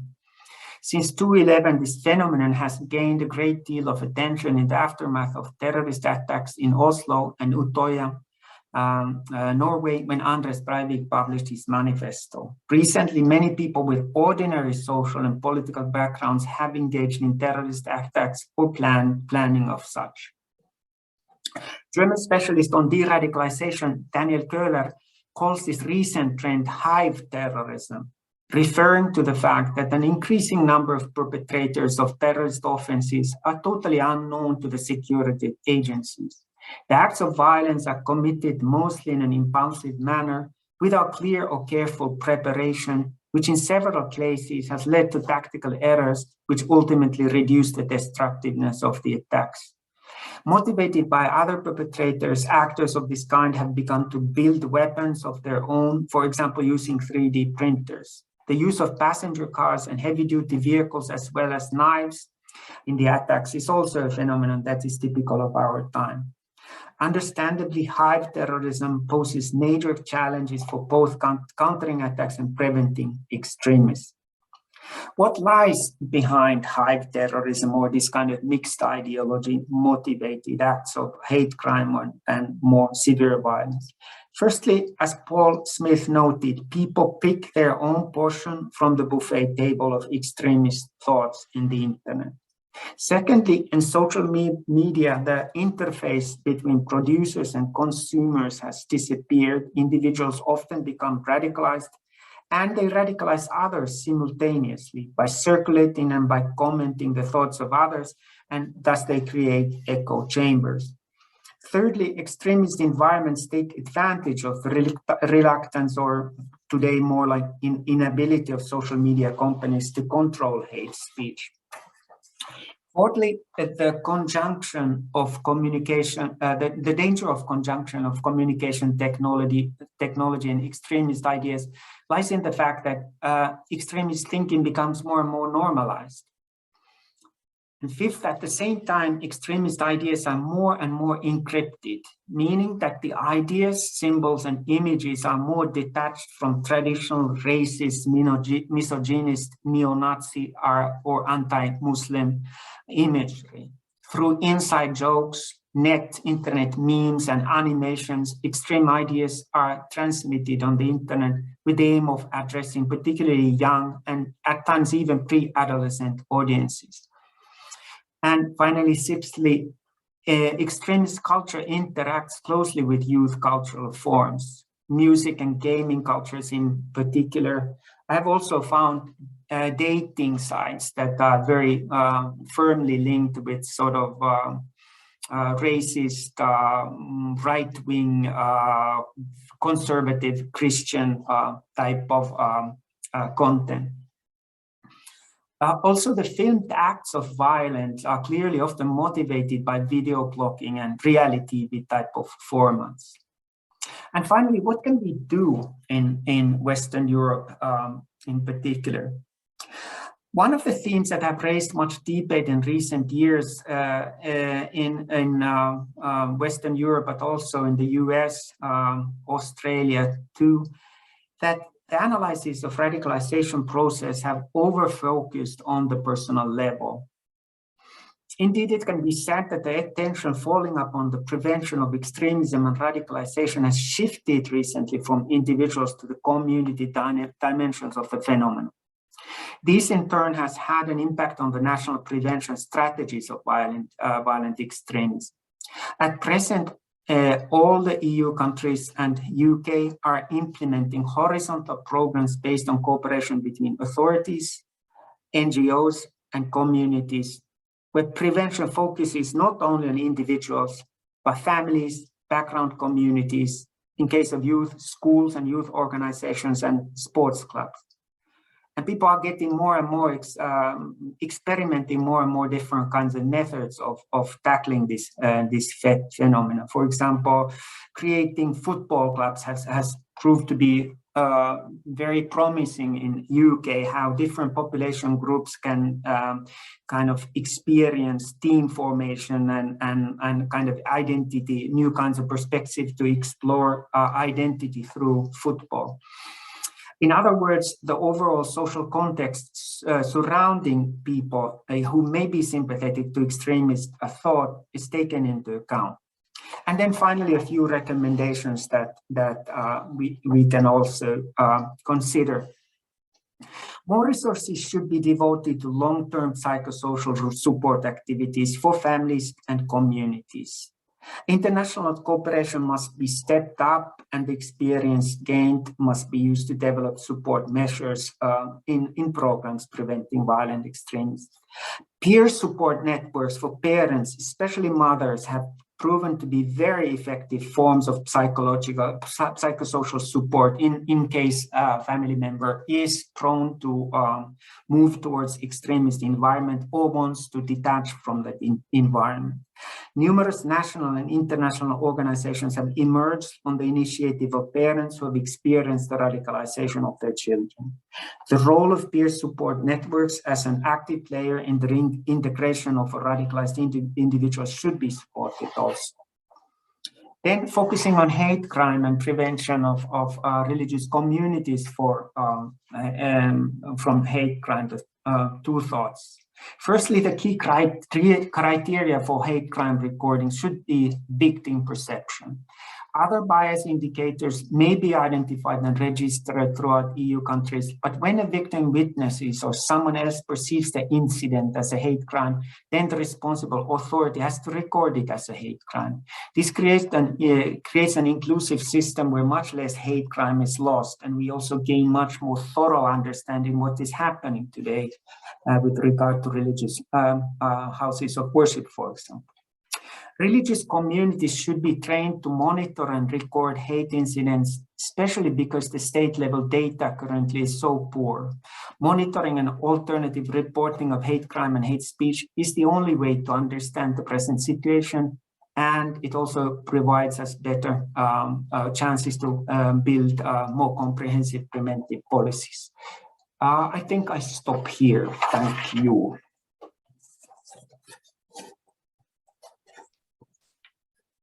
Thank you very much. That was really, really interesting. Please, in case you have any questions or comments, put them in the Q&A box, and I will read them out loud. Quite scary talk, I would say, at least keeping in mind our results, which we are going to discuss later. But how would you see this relation of what you just told with this securitized approach to migration overall? How this is this linked in a way like a hen and egg question? Which is first? Is this late development? Is this provoking more to this securitized approach to migration, or is it actually increasing these far-right hate crimes through anti-immigration attitudes? Or how would you see this? Thanks. I think that this is a very important, timely question. But as often researchers say that it's a little bit this and it's a little bit that. I see the link between migration and polarization. It's highly located in certain areas of those areas that experience the transition. If you focus on Germany and you look at the 2015 European migration crisis, the most severe population tensions occurred in the area where the phenomenon was something new, that people experienced that now their community is changing. But it did not affect so much in the areas where sort of kind of multicultural everyday was much more present in the society. And I think that we experienced the same in Finland.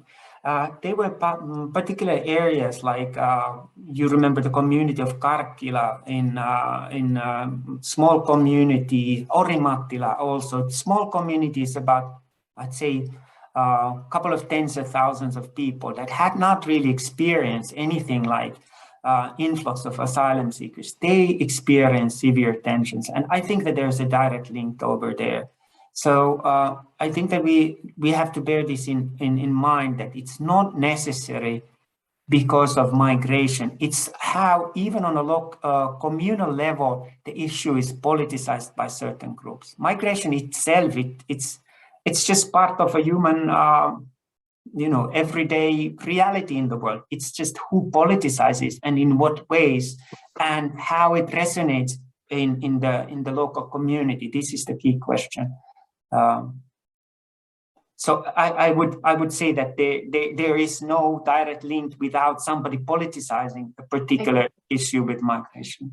Yeah, and this politicization is somehow what I find really tricky, because it is influencing so much on the social realities, the realities what we perceive there, whether they are true or not, but we act and behave based on what we believe is true. But there is another question from our audience. I will read it out loud. How can anti-Muslim fear can be reduced among locals in Western European countries if political discourse is anti-Muslim? Really good question, and I think we are really happy in case we can get the please direct answer to resolve this problem. Very good question.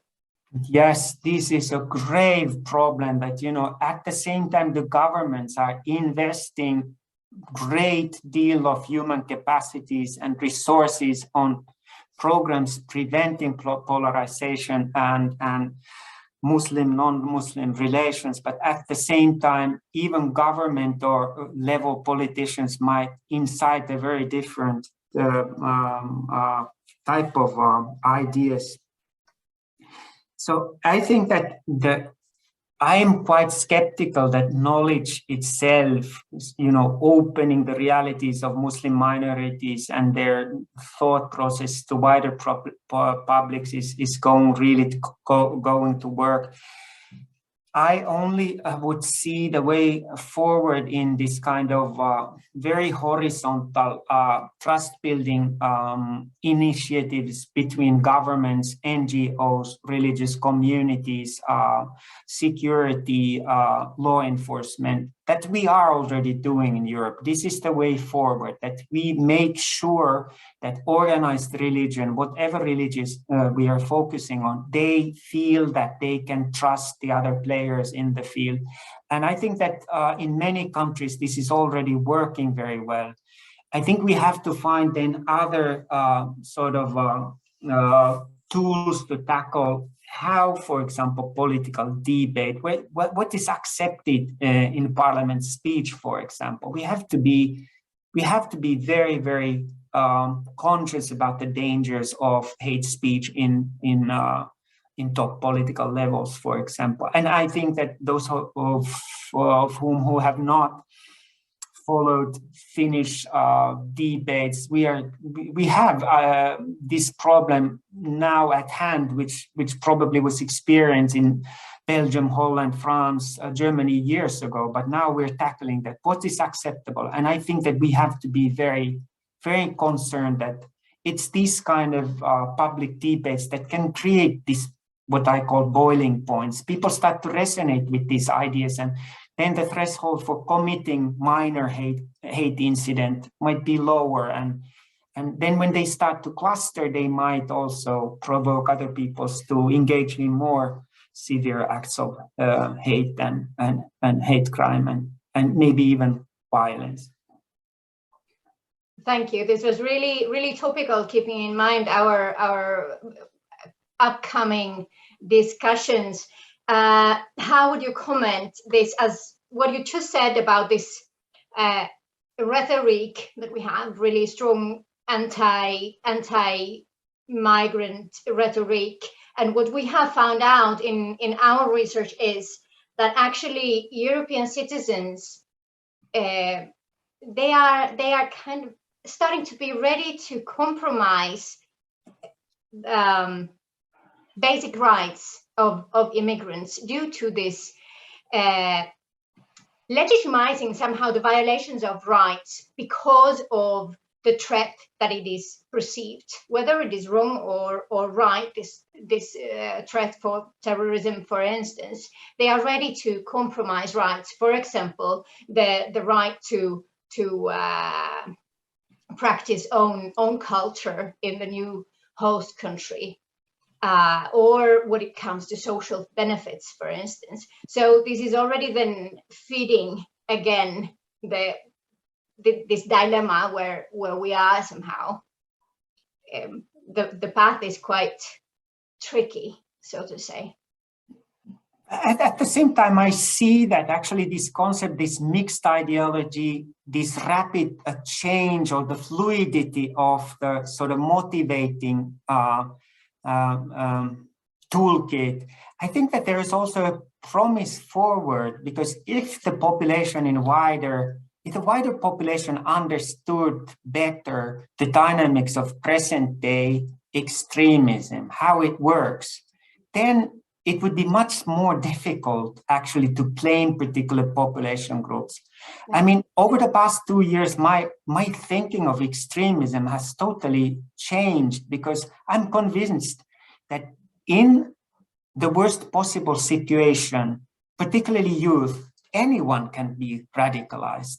Yes. So it doesn't have direct link with migration, ethnicity. As we know, there are thousands of Europeans, there's 17,000 dangerous, what they call neo-Nazis in Germany at the present. So it hasn't had any direct link with migratory background, religious background. It's just, I think the key question is that we have to prevent these kind of extremist environments and extremist subcultures from taking place in the youth culture in particular. And also spread information concerning that, look, this is the way radicalization works at the present. Mm. And I don't see any direct link in the recent incidents, for example, with asylum seekers. Exactly. I think there are so many check mechanisms in the Western European asylum system that people are constantly in contact with authorities, for example. They have to participate in asylum hearings. They're located in asylum centers. And we know already from Finland in 2015 that several hundreds of reports to authorities came from asylum centers where the friends of the youth said that, look, I'm little bit worried what kind of content this and this chap is following in the internet or his smartphone. So, I mean, there are mechanisms that actually, I think there are no studies out of this, but I think that there are elements in asylum system that work as a check mechanism. And we have not really had we have had incidents, but we haven't had by far anything that was anticipated in 2014, 2015, when the migration crisis built up. There are not hordes of people who are carrying out violent attacks. Yes. What would you see as the best channels to spread this information that you talked about? Well, I think that more and more media coverage, podcasts, NGOs need to make sure that they address wider audiences with their reports. Just very conventional spreading the word type of methods, I would see. Also, we have to embed this kind of awareness raising with particular institutional sectors in the society. I think that every teacher in the future should be, primary and secondary school teachers should be aware of what is radicalization process and how careful we must be when we sort of read the reality around us, because the wrong type of intervention can be very, very counterproductive. Social workers need to understand, youth clubs, sports team leaders, and so forth. So it's just wherever particularly young people are in contact with the wider society, and those kind of professionals simply need to know more. And we also have to kind of, particularly here in Finland, where this extremist environment is very limited, similarly to several other Western European countries, we need to do the work now when we don't have extremist environment. So it's very difficult for NGOs like Finn Church Aid to really kind of promote the idea, look, the work needs to be done now, because then the funding associations think that we don't need to do anything because we don't really have a problem. Yes. We don't really have a problem, but we should make sure that we will not have a problem. Exactly. So this is the difficulty. What came to my mind was that there are studies, a lot of studies showing that if we look at migration, not radicalization or extremism or that as particular topic, but in case we see migration and migration related, which is unfortunately sometimes related to terrorism and hate crimes also. But what we see about migration is that when it is covered in the media, no matter whether it is neutral or negative, but when it is in the media, it fits the anti-migration attitudes, unfortunately. So that's why I think that it was good what you mentioned about school teachers and very low-key, low-level knowledge spreading, so that we would not risk that when it is all the time on the news and newspapers and so on, that it will somehow be somehow the opposite what we want with the result. One more aspect that came to my mind that I think that is also extremely important that we understand that often the migrant communities are feeling extremely vulnerable, because I mean, I've been studying the Iraqi diaspora in Europe for several years, and I was doing field work in 2015 when the big influx of new Iraqis came to Finland, and I was able to see how scary the situation was for many of the Iraqi diasporans, because they had for years monitored the internal turmoil of Iraq, and they knew the population groups that are clashing in Iraq. So they were worried that, you know, the people who would be kind of like from the opposing camp to their background, that they would enter in their communities. And there were several hundreds of reports to Finnish law enforcement that came from Iraqi community.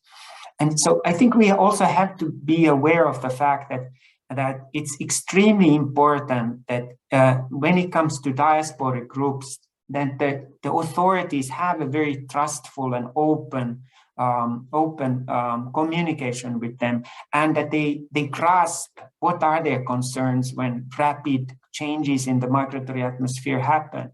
I was very troubled by seeing how Finland had, not only Finland, but almost entire Western Europe was divided in two camps, like those who had open heart without much mind, and those who had a really cool mind and no heart.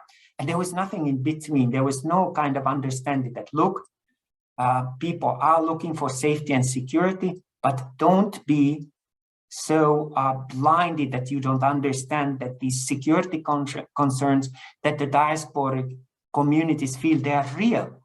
And they know the reality much more than me. It was very painful to sit over in Turku, in a Varissuo suburb in Turku, hearing that, look, Iraqi man telling me, look, I know that my cousin's killer is here. What can I do about it? And it's very painful for these people who, for example, who come from extended conflict zones like Afghanistan or Iraq or Syria today. They have to tackle very severe in-group tensions within their diasporic groups. And this has to be taken into account also.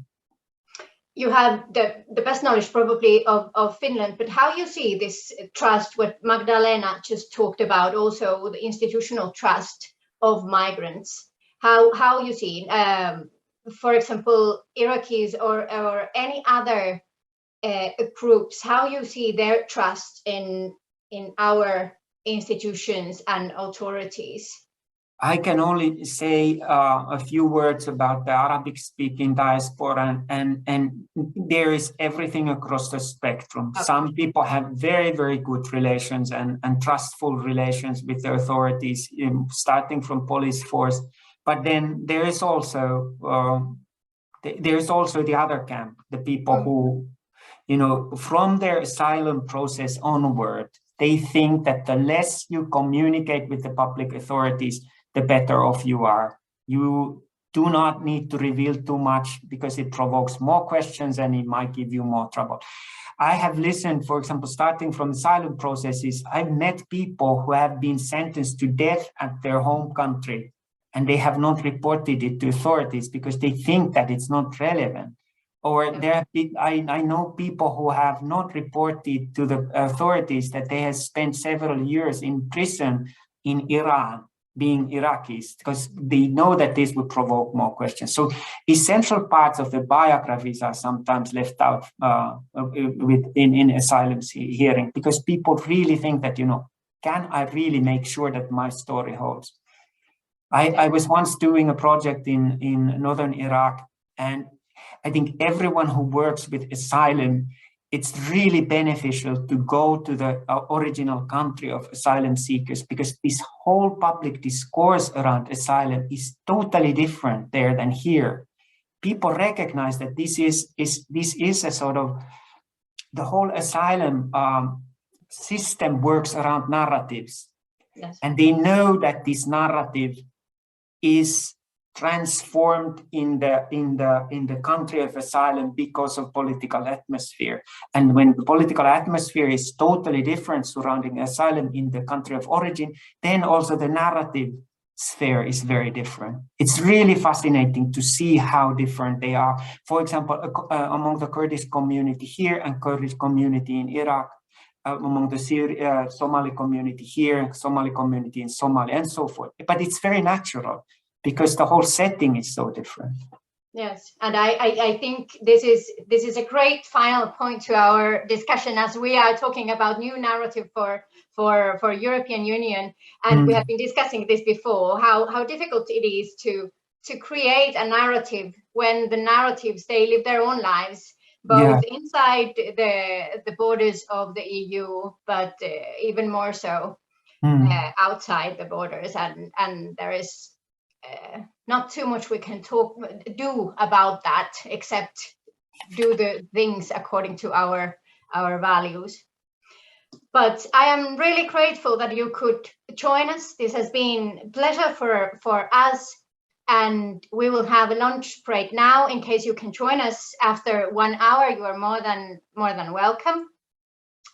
We will all see you in an hour at 1 o'clock CET. So thank you very much, Marco, and I will definitely recommend everyone to familiarize with Marco's research. Thank you very much. It was a pleasure, and I wish you a productful and interesting afternoon. Thank you very much. See you all in 1 hour.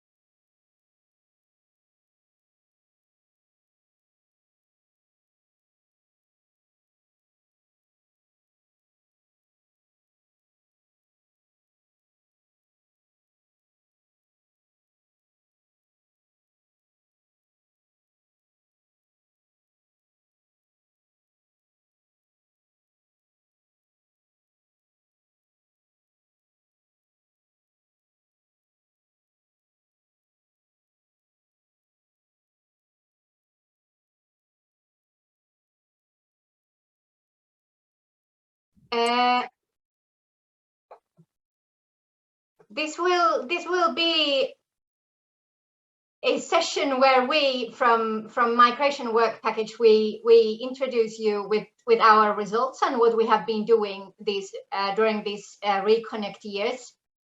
I will start with the first deliverable, the first text that we submitted. It will be a short presentation as that is based on literature only, what we analyzed, and then I will give floor to Barbara. And thank you for joining us, Barbara, so that this will not be totally my own monologue, the whole session.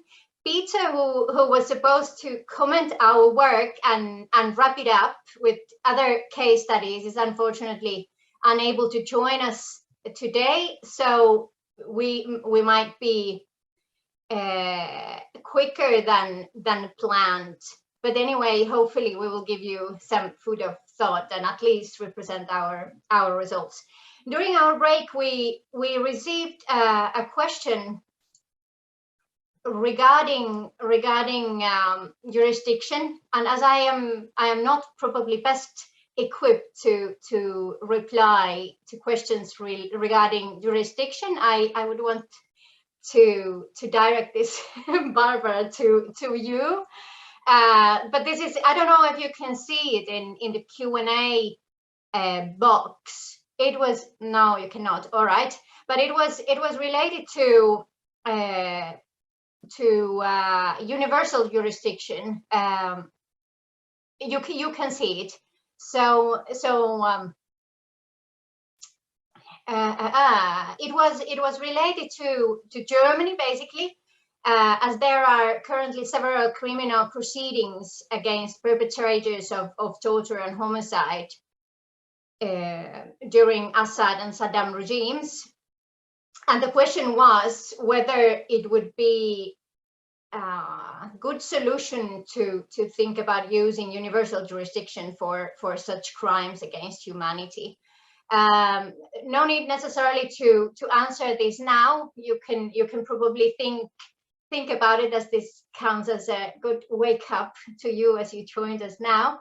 But probably as your presentation is regarding more jurisdiction, that could probably fit into your presentation also. Otherwise, we would just chronologically go through our deliverables, our research, and please just ask questions at any time. We will take them after each presentation. So I will start, and then Barbara will follow me, and I will then come back to present our last two deliverables. So let's start. I will share my screen so that it might be easier to follow.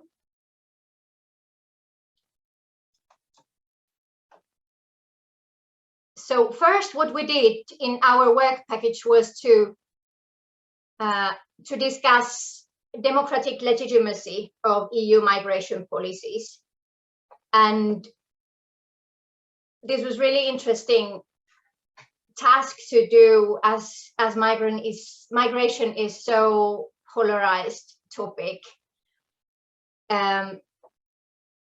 This is also, you can find this in our website, RECONNECT website, in case you want to have a closer look. But for those of you who are not familiar with migration policies, a few words about them. When we talk about migration policies of EU, we talk about frames and rules to manage people's movements. And we talk about asylum seekers, we talk about highly skilled workers, seasonal workers, we talk about au pair students, family members who are coming to Europe through family reunification, for instance. So we talk about a lot of different groups of people. Here in this deliverable, this text and research, we concentrated mainly on asylum seekers. And why is that? Is because the aim of the whole project was to reconnect citizens with the EU again, and asylum has been most contested topic within the migration, so that's why we gave a little bit more space to that policy in particular. But anyhow, migration policies are really much intertwined with other policy fields, whether trade or development, security and conflict resolution, as we saw in Marco's presentation, for instance. And that's why we talk about also visas, returns, border control, and etc. And that is also why it is difficult to actually say what are purely migration policies and what are just related to migration issues and people's movement, but are actually under the trade policies, for instance. What is really common to migration policies is that it is the multi-level governance, both on internal and external dimension. We have different scales. We have national scale and we have EU level policies, but we also have different multiple actors. We have non-governmental actors, we have national actors, we have European Asylum Support Office, we have European Border and Coast Guard, different actors which sometimes have different aims in their policies, which make it even more difficult both to understand but also to assess the legitimacy of those policies. When we talk about democracy and legitimacy, we talk about huge concepts which are not easy to define. So I will here just to define how we have used these concepts in our work in this research. When we talk about democratic decisions, we see results of deliberative decision-making process. And also those decisions should, to a certain extent at least, satisfy conditions of political and epistemic fairness of a community. And here it is an interesting point that do we have a European community would have a same understanding about fairness, for instance. And specifically when we talk about questions like migration, which is very polarized, we have different understanding what is fair, what is not fair, and for whom. When we talk about legitimate governance and legitimacy, we talk about governance which has right to issue laws and enforce them. They are allowed to do so. And what Jan mentioned in his talk earlier, we talk about often 3 normative standards, and these are also the standards that we have looked into in our research. We have looked at output legitimacy, and we refer here to performance.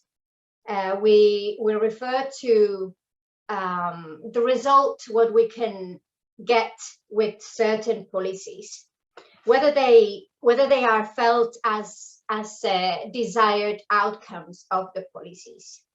And here we know it is not rocket science to see that here we have a challenge already when we have different understandings what we want with the policies. We talk about input legitimacy, which means the participation of people, how they can have an impact on the decision making and what kind of policies we have in the EU. And also when the input legitimacy is there and it is all right, this decision making should be sensitive to what people want.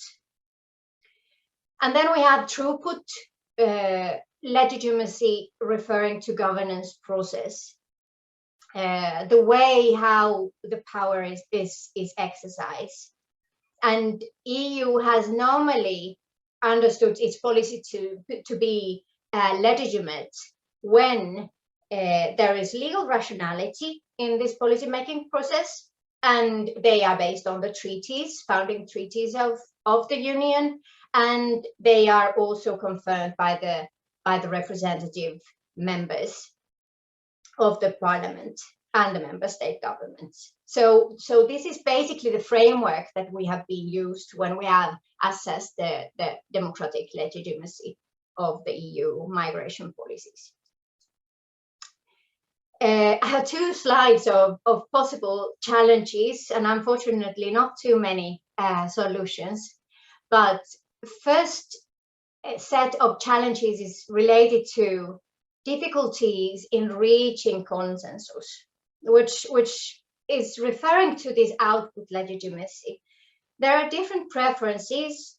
Domestic politicization is already constraining how the member state representatives, how they act and what they vote in the council.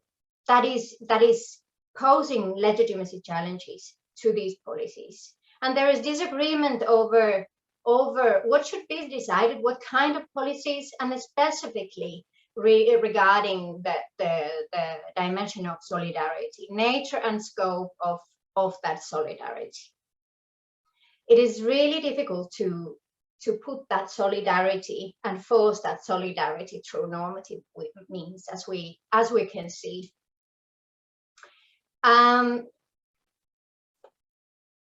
Even if there was a possibility and ability to reach consensus, we have difficulties when member states refuse to accept decisions made by the EU. They are in that way questioning the EU authority as a problem solver, but also as an authority in the Union. And this is declining the confidence in the leadership, in the question where we should have the leadership and the actor who can make decisions which are resulting the wanted outcomes. And not only we have disagreement over or between the member states, but also within the EU institutions. We have Commission, the Commission, which is leading all EU's external policies, external migration policies, all the same. And within the Commission, there's a Directorate General on Migration and Home Affairs, and that instance has been more prone to securitized approach to migration. Then we have the Council, which also has been more towards securitized approach to migration. But then we have a Parliament, European Parliament, which has been critical to such approach to migration. So we don't only have disagreements and difficulties in getting consensus between different member states and the EU, but also within the EU institutions we have deliberations, so to say, how these policies should be made and based on what. This has caused a risk for backlash into renationalized solutions. This is what I'm going to say later on also, that people are wanting to have more solutions and policies on national level rather than EU level, even though within the EU institutions we are quite unanimous in agreement that migration is a topic which needs to be handled in the EU level. And sometimes member states are competing with EU external policies, with their own migration policies on the external level. This is something I will not go into in detail now, as we have written one paper which is related to external dimension in particular. So what EU has been doing is to offshore migration policies.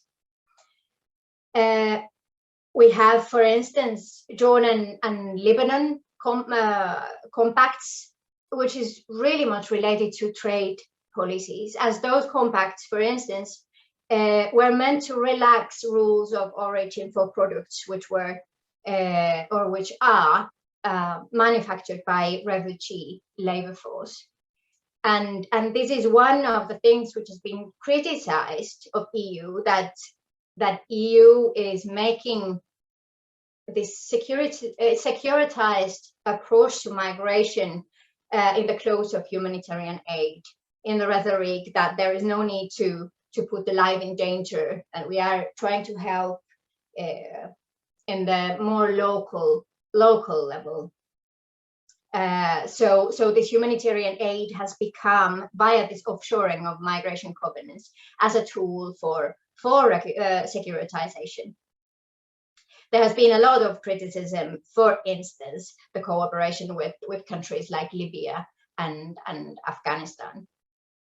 So we have an increase in power of bureaucrats. We have increase in domestic parliamentary control, decrease in domestic parliamentary control through this, that there is technicalization of migration policies.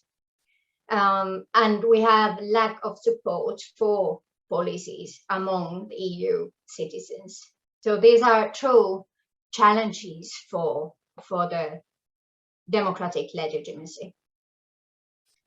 As I said, we don't have too much to increase that democratic legitimacy. But what Jan also mentioned, there are some possibilities to enhance transparency by involving more national parliaments and involving them more directly. But on the other hand, we see member states and referendums in national level, which are then again compromising the decision making on the EU level. Hungary is one good example of this. But one clear message is that EU policies need to be, first of all, of course, effective, but they need to be effective within the frame of the EU primary law. and they need to be founded in the original values of the treaties, which already have been accepted by all the members. So thank you very much. This was briefly this first paper presented. And in case you have any questions now, I can answer, but feel free to come back to this topic also later on through the talks. I will stop sharing my screen now.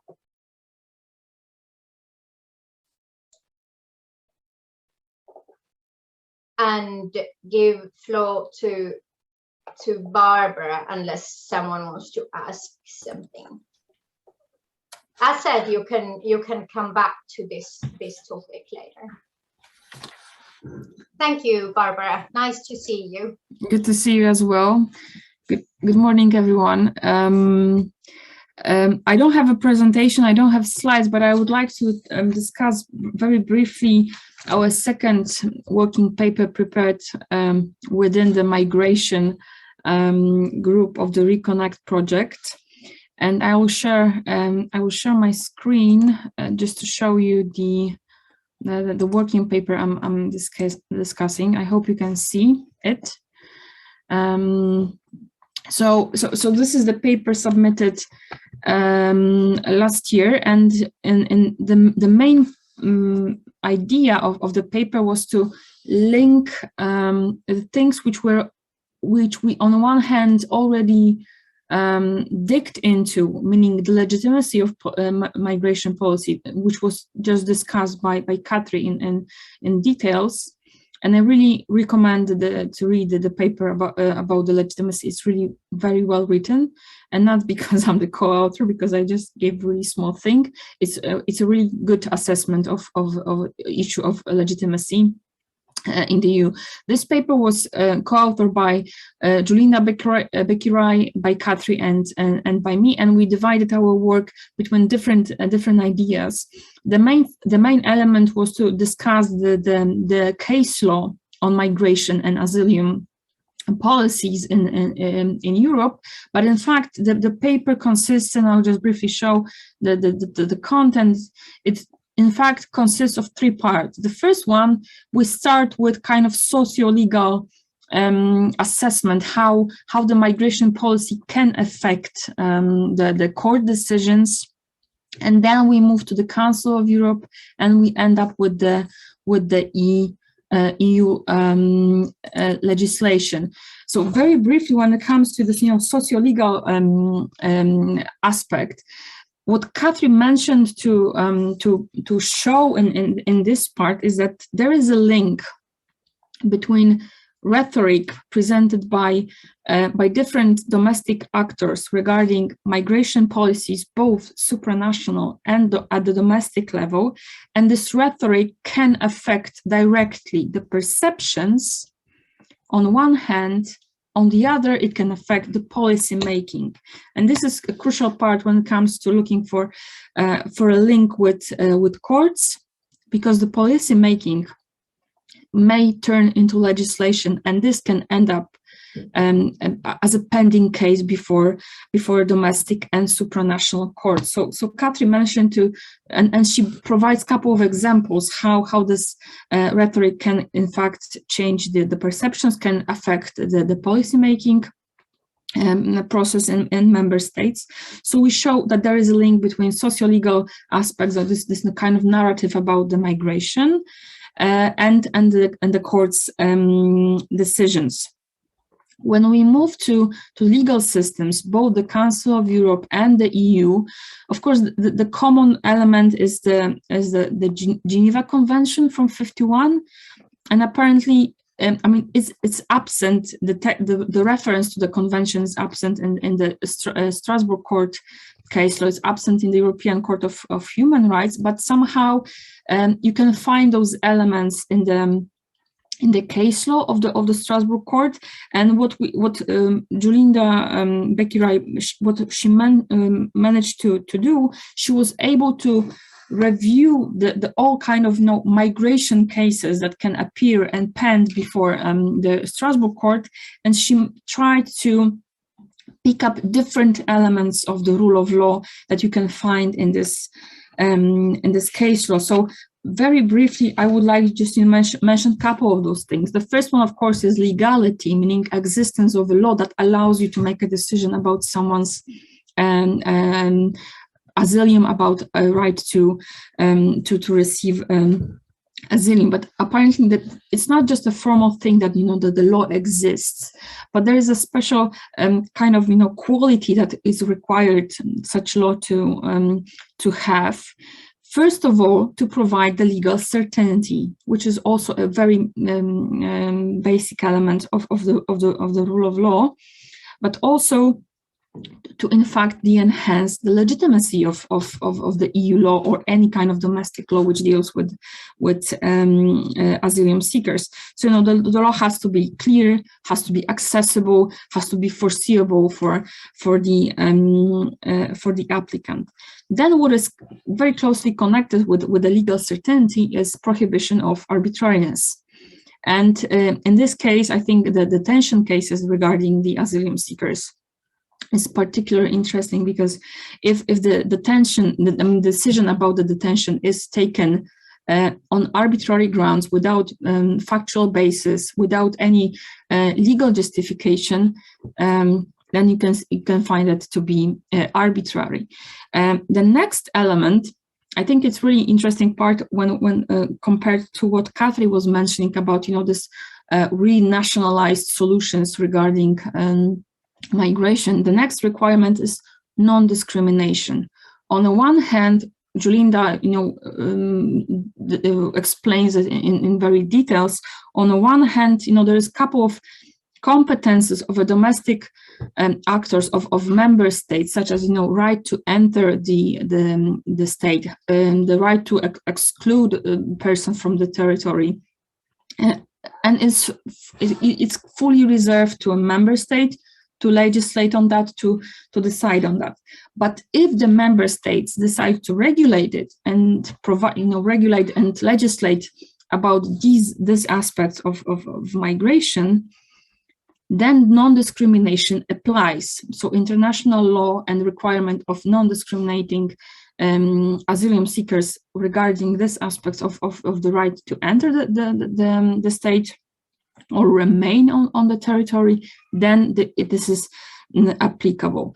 And then finally, the main, I think, aspect, and this is a common element between the Council of Europe case law and the Court of Justice rulings, is access to justice. And there are a couple of different types of cases in which access to justice, access to court is particularly relevant. Of course, those are asylum applications, there are collective expulsions, which are, by the way, prohibited by the European Convention on Human Rights, by one of the protocols.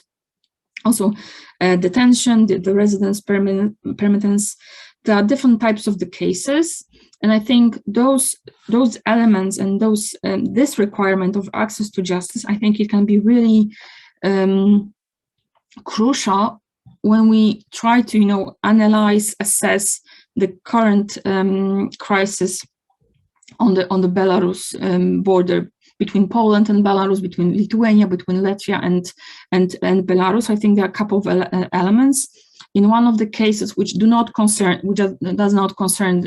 this particular crisis, it was shown that lack of access to a procedure by not referring to facts provided by the applicants, just making totally arbitrary decision based on the evidence gathered by the authorities, you can end up with the violation of European Convention on Human Rights. And that brings me to the EU level, on which the situation is a little bit different, because the right to asylum is regulated in the Charter of Fundamental Rights, so in the primary law. Furthermore, the primary law, meaning the treaties, they oblige the European Union to establish the common European asylum system. It's a kind of, homework that member states working as EU institutions, as the EU, they are obliged to create such a system. And as Katri mentioned, the system needs to be operating on the basis of solidarity, but also common shared responsibility. And the Charter also directly refers to the Convention, which was not the case of the European Convention of Human Rights. So the main instruments which were adopted as a part of this new common asylum system are the Dublin regulation, but also a couple of procedural directives which regulate the whole procedure of applying for international protection. And of course, as we all know, the Dublin regulation and the question how effective this tool really is really the main question in discussing and assessing the migration crisis from 2015. Apparently, it was stated a couple of times that this tool is not effective. So coming back to the presentation of Katri and the question she mentioned, the question is whether non-effective tool can, how it affects the legitimacy of the EU law. In our paper, and this is a part of the conclusion, I will just make a small reference to the conclusion. We refer to Martin Krieger's writings about the legitimacy and the rule of law. And what he says, the main question about whether the law can be legitimate, the main question deals with the effectiveness. If the law is not effective, it will not be legitimate. So this Dublin regulation, I think, is the really crucial point in discussing. I think I need more light because I'm not really enlightened. But we also then move to the qualification directive, to procedural directive, and apparently a couple of other rights regulated in the Charter. They are also applicable in those migration cases, such as right to effective remedy. And one of the cases from Hungary is Toru Barov case, in which the person was not able to receive the final decision of his status for many years.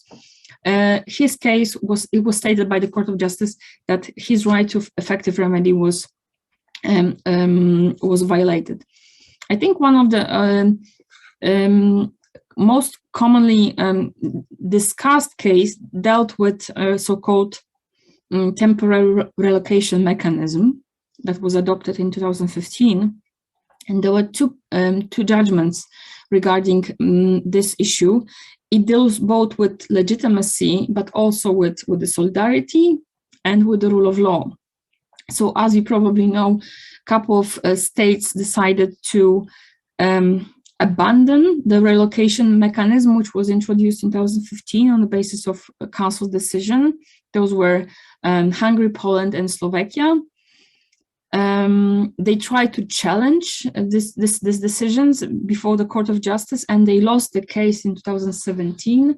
The court argued, for instance, that you cannot say that the mechanism is not legal, like the legality cannot be challenged if the tool is not effective after all. This was one of the arguments. So the decision was found to be compatible with the primary law. The mechanism was not, in fact, effective after all, but it was a binding decision. But then the Commission decided to introduce an infringement procedure against those states to kind of, in fact, enforce the EU law and say that such violation of EU law cannot be left without any consequences. So the case was initiated. And I think one of the most interesting part of this case is opinion of Advocate General Sharpston, where she discusses all the elements of the infringement case, but also in the very end she tries to elaborate a little bit about the rule of law and the migration. And just please allow me to quote one short sentence. disregarding obligations because in particular instance they are unwelcome or unpopular is dangerous first step towards the breakdown of the structured society governed by the rule of law. End of quote. So she linked the whole case with the rule of law crisis that is already happening in a couple of EU member states. Of course, the Court of Justice ruled that the states violated the EU law, and they did not follow the obligations imposed on them. And having said that, if I would like, just as a kind of conclusion, I would like to make a couple of remarks and give you a picture. Where are we at the moment when it comes to legitimacy, to the rule of law, and in context of migration policies, especially asylum policies? As it was stated in the first paper presented by Katri, treaties are really important source of legitimacy. So this whole common system of asylum policies in the EU, it has a strong basis of the legality of the treaties. So the rule of law is present already there. Rule of law, legality gives such kind of legitimacy to the system. But then, because it's based on the directives, it's based on the implementation on the domestic level, such legitimacy can be really challenged by effectiveness of this implementation. It can undermine the whole system in practice. And then what we face is two kind of challenges, the external one and the internal one. Starting from the external one is closely related with the access to justice, which allows to verify whether the decisions of the public authorities regarding asylum, whether they are legitimate, they are correct. So this gives a kind of sense that those rights written in the charter, those rights written in the treaties, they are really effective for anyone from the outside who is applying for the asylum in Europe. If people from outside Europe will see that the asylum in Europe is not applicable, is not effective, we have a really kind of groundbreaking challenge for the legitimacy of the EU migration policies. And then I'm going to move to the second challenge. It's kind of internal one. And it deals with the relocation mechanism. But if you remember, a couple of weeks ago, there was a ruling from the Hungarian Constitutional Court in which the government tried to challenge the Court of Justice ruling regarding one of the migration infringement case in which Hungary lost the case. And this is a kind of really important internal challenge for the rule of law in the EU and from the migration. If the member states are going to, as Katri mentioned, kind of renationalize the solutions and trying to challenge on the national level the findings of the EU case law, I think we can end up with really huge question mark next to the whole idea about migration policies in the EU. So for now, that will be all, but I'm open for your questions and comments during the whole panel. Thank you. Thank you very much, Barbara. Is there any questions at this point? This is linking all the deliverables, I think, with what we have written, as we will see later on, this that whether EU follows its own rules is really crucial, both within the union but also outside. So that is really important. We received a question. Do we have any positive conclusion? Do you have at this stage any positive conclusion to make? No, but I'm looking forward to them. As I mentioned, I think the current situation on the Belarusian border will give us a couple of answers to any possible questions we have at the moment. maybe there will be some kind of positive assessments of it. We saw one of the projects prepared by the European Commission that deals with the migration and asylum seekers when it comes to this particular case study. And in fact, it just lowers the protection of asylum rights at the moment. So a lot will depend on the enforcement of those decisions and all the judgments that have been already decided. So I guess these will be the two crucial things: what will happen in the field, and the second is how those decisions will be enforced in practice. If I may come back, I just realized there was this question about the jurisdiction, and from the previous one, if I might just step in. I haven't been working on this convention against torture for some time, so I might not be the best expert on it. But as I remember, the UN Convention against Torture, it provides this universal jurisdiction to investigate crimes against based on when torture was the case. And apparently, this case of Syrian officials which were investigated and sentenced finally in Germany is just a kind of example that wherever you commit the crime, you will be sentenced, you will face the justice. I think this idea is very strong argument to see that such jurisdiction is a good idea, and that is absolutely crucial for the system to work in practice. The question is, however, to turn the whole situation, what happens if states do not follow this obligation, do not fulfill this obligation? So, I mean, Germany is an interesting example. It also dealt with the case of so-called CIA secret detentions, and if I remember correctly, there was also one case where Germany also sentenced one of the person involved in such kind of extraordinary traffic of people. I don't remember the case right now. There was a case from European Court on Human Rights. So on one hand, the universal jurisdiction is absolutely crucial for the fight against torture to work in practice. On the other hand, it really depends on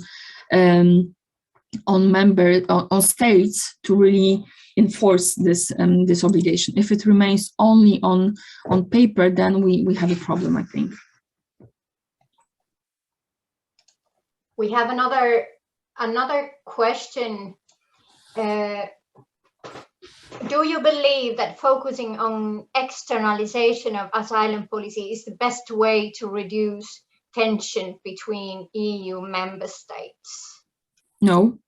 I mean, the externalization is not the answer to the problems that already exist within the EU, and we can see it with with this Turkey deal from a couple of years ago. The problem was that the case did not face the judicial review before the Court of Justice, despite the fact it should have been reviewed by the Court of Justice. As we can see, the new crisis appeared. It's much smaller than the one from 2015, and still there is no kind of a good solution in the EU. So I think the Turkey will not solve the internal EU problems when it comes to asylum seekers, and Turkey will not help us with our lack of internal solidarity. I don't think this is the best way.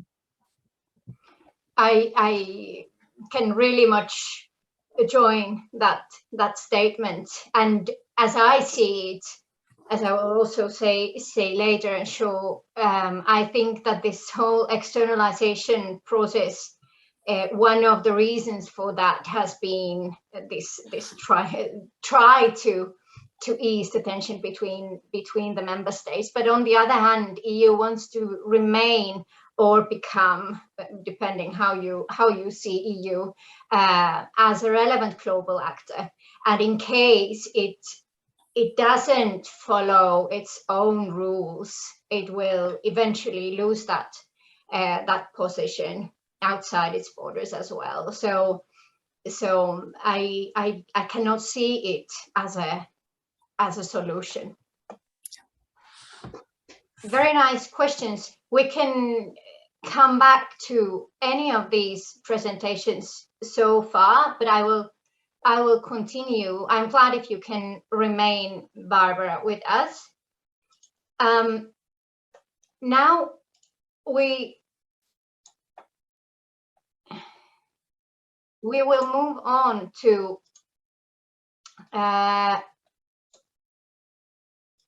our next paper.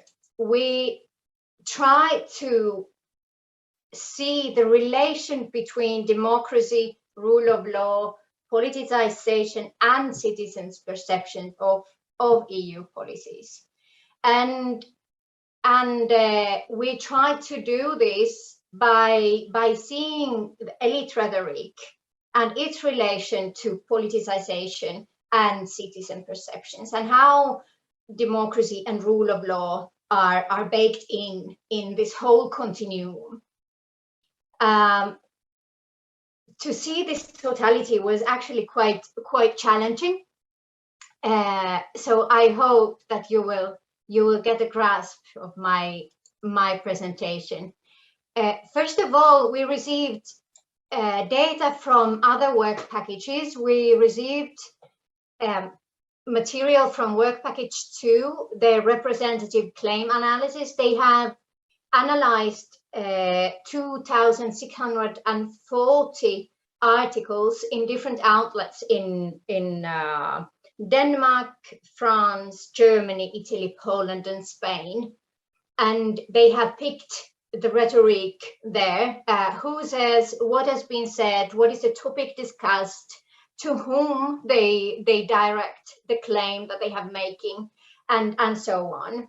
So on one hand, we have analyzed that data. Then we received data from work package 9 from their 2019 European Parliament election panel survey, which was about citizens' perceptions. So we have also analyzed that data and included it to this whole. But we didn't see in this representative claims analysis data, we didn't receive the actual claims that this actor A said this sentence and to this audience. We didn't get that. So we get just Excel with a lot of data in it. So that's why we wanted to make in-depth interviews also, so that we could get some kind of grasp on this rhetoric, what is common in these different respective countries that were included in this study. So we chose to interview Finnish broadcasting,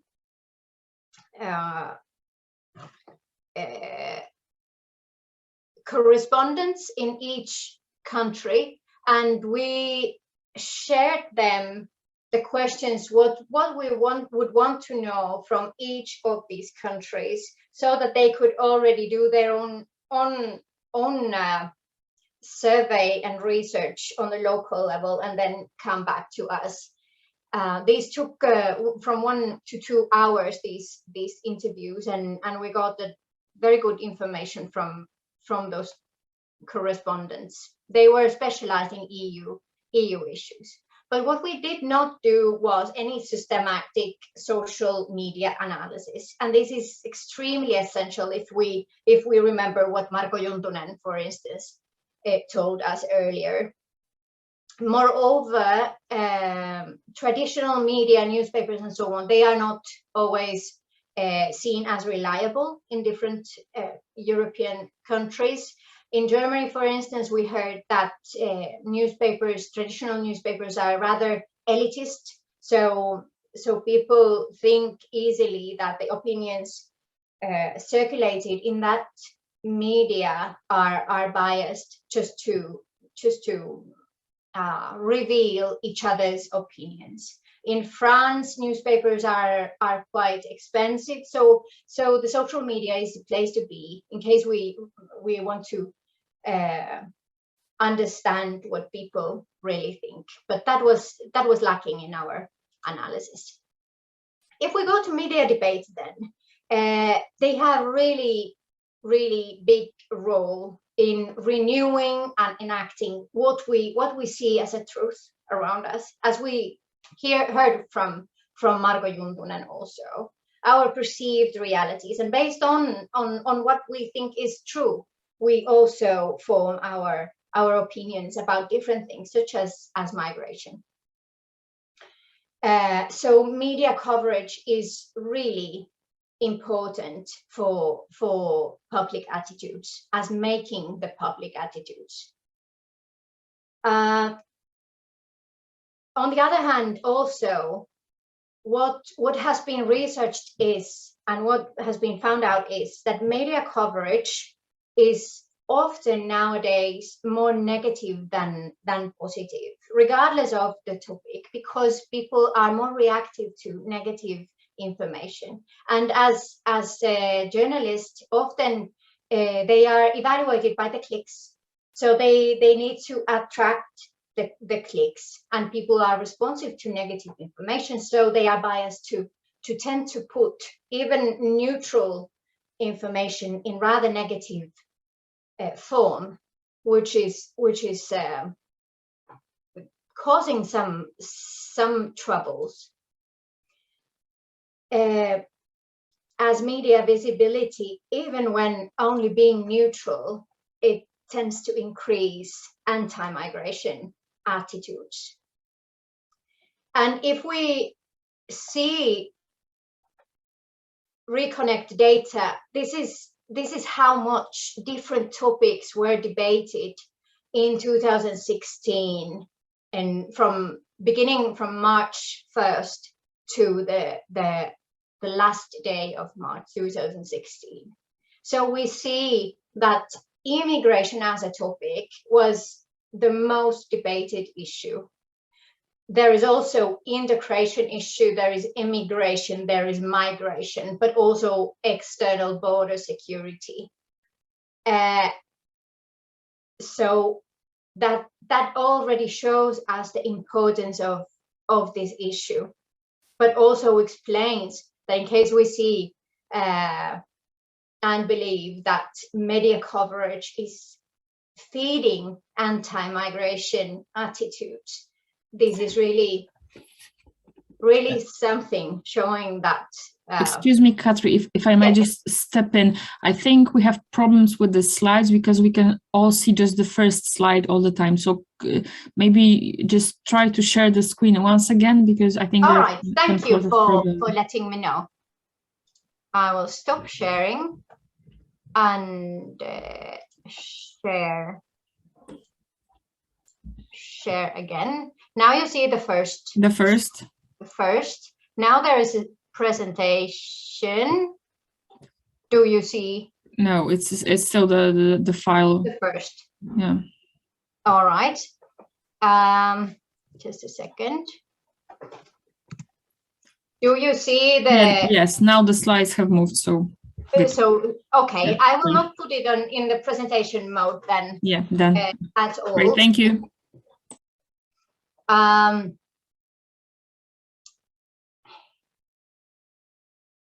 All right. So here you see how much migration was debated. It is a little bit small now for me to see, but I will try to remember what I have written.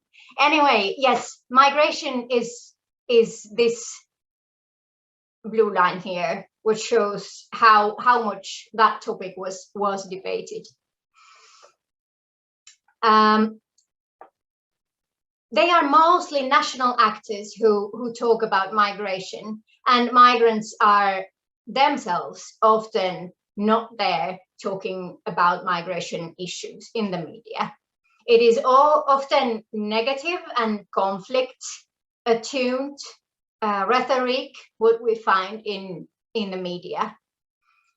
And migrants are often framed as threats, either as taking the jobs or spreading their culture over the European culture and the values, or as criminal threats.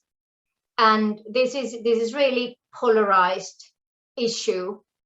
There are, on the one hand, media coverage talking about fortune seekers and bogus refugees, and on the other hand, we have pictures of children, and we talk about forced migrants and real refugees, which is really showing the polarization in this topic.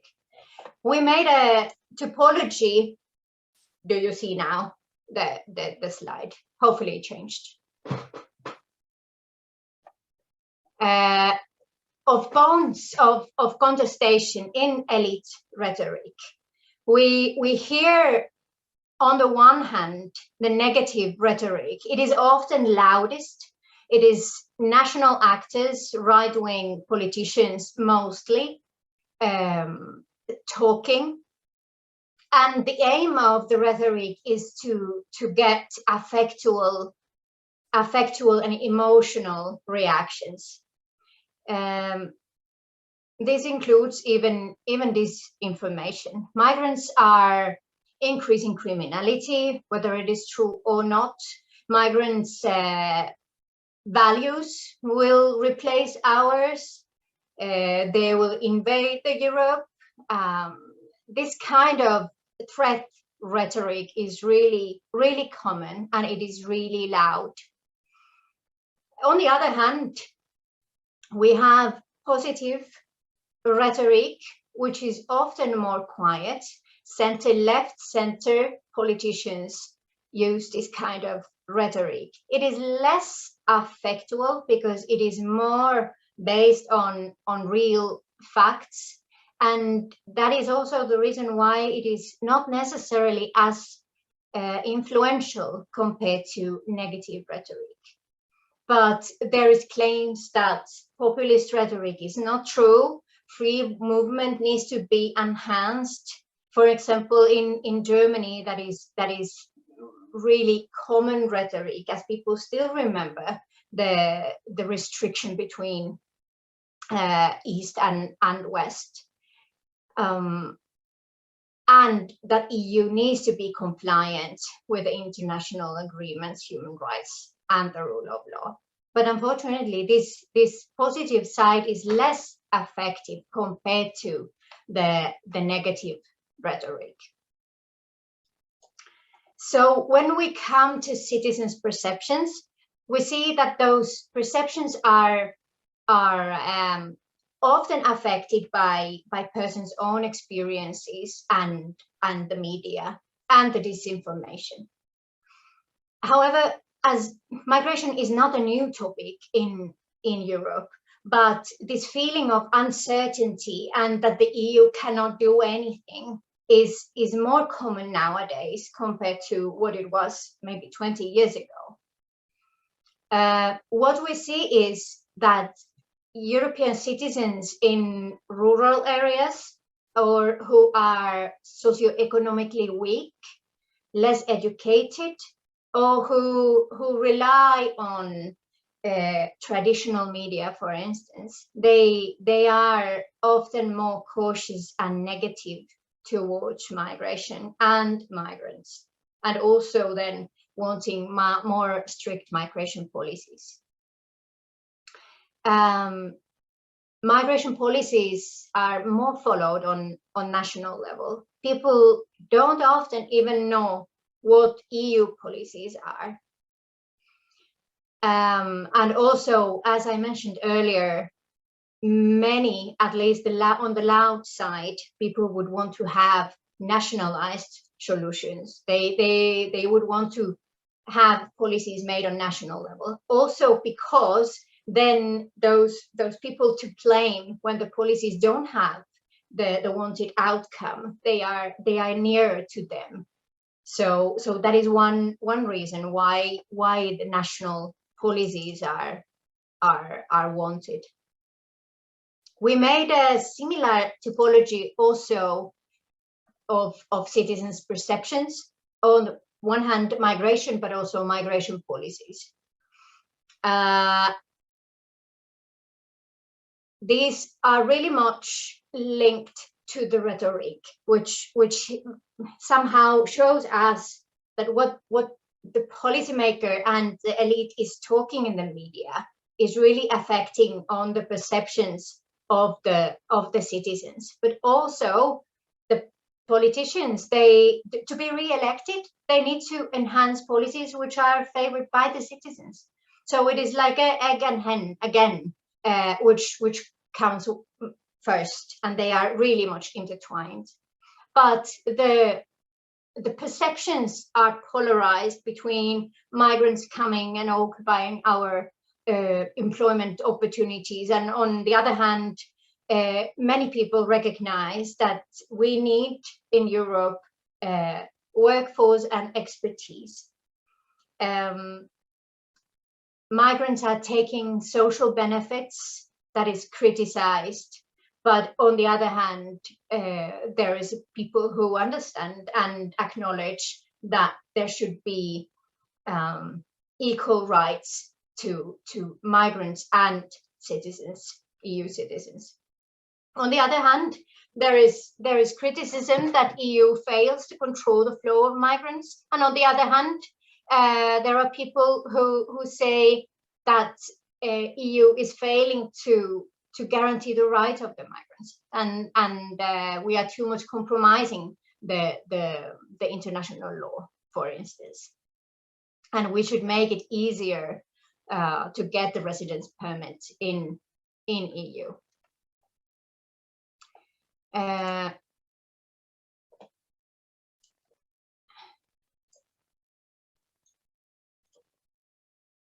If we come to this politicization of migration issue, which I see is the most difficult challenge we have, we talk about the conscious transformation of our perceived realities, and this is done to reach desired political aim or aims. This is very common strategy across Europe for especially far-right populist parties who are keen to link migration with insecurity or security questions.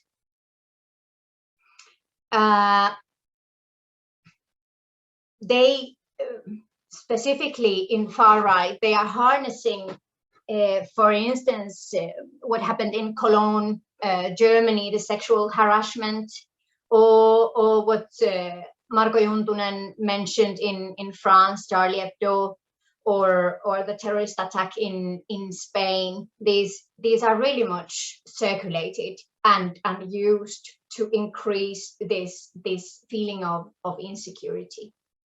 And when someone is successful in creating emotions in people, these are prone to legitimize certain policies and to avoid others, which equals either legitimizing violence of certain rights or whether they are guaranteed.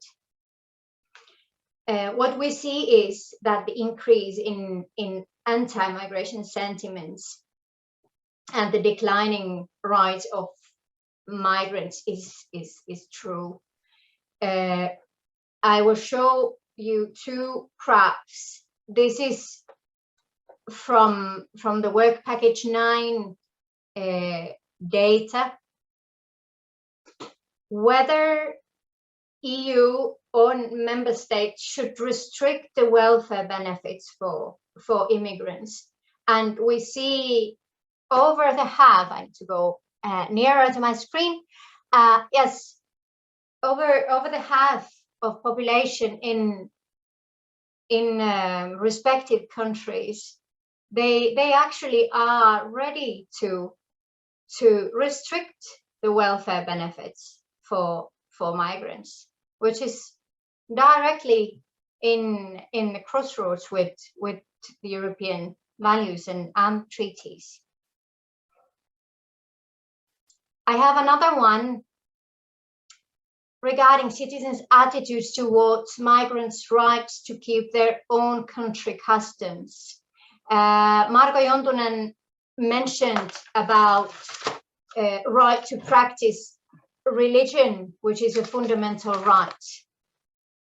And here we see, of course, we see over 60% or 50% of the respondents saying that immigrants should adopt or adapt to countries' customs.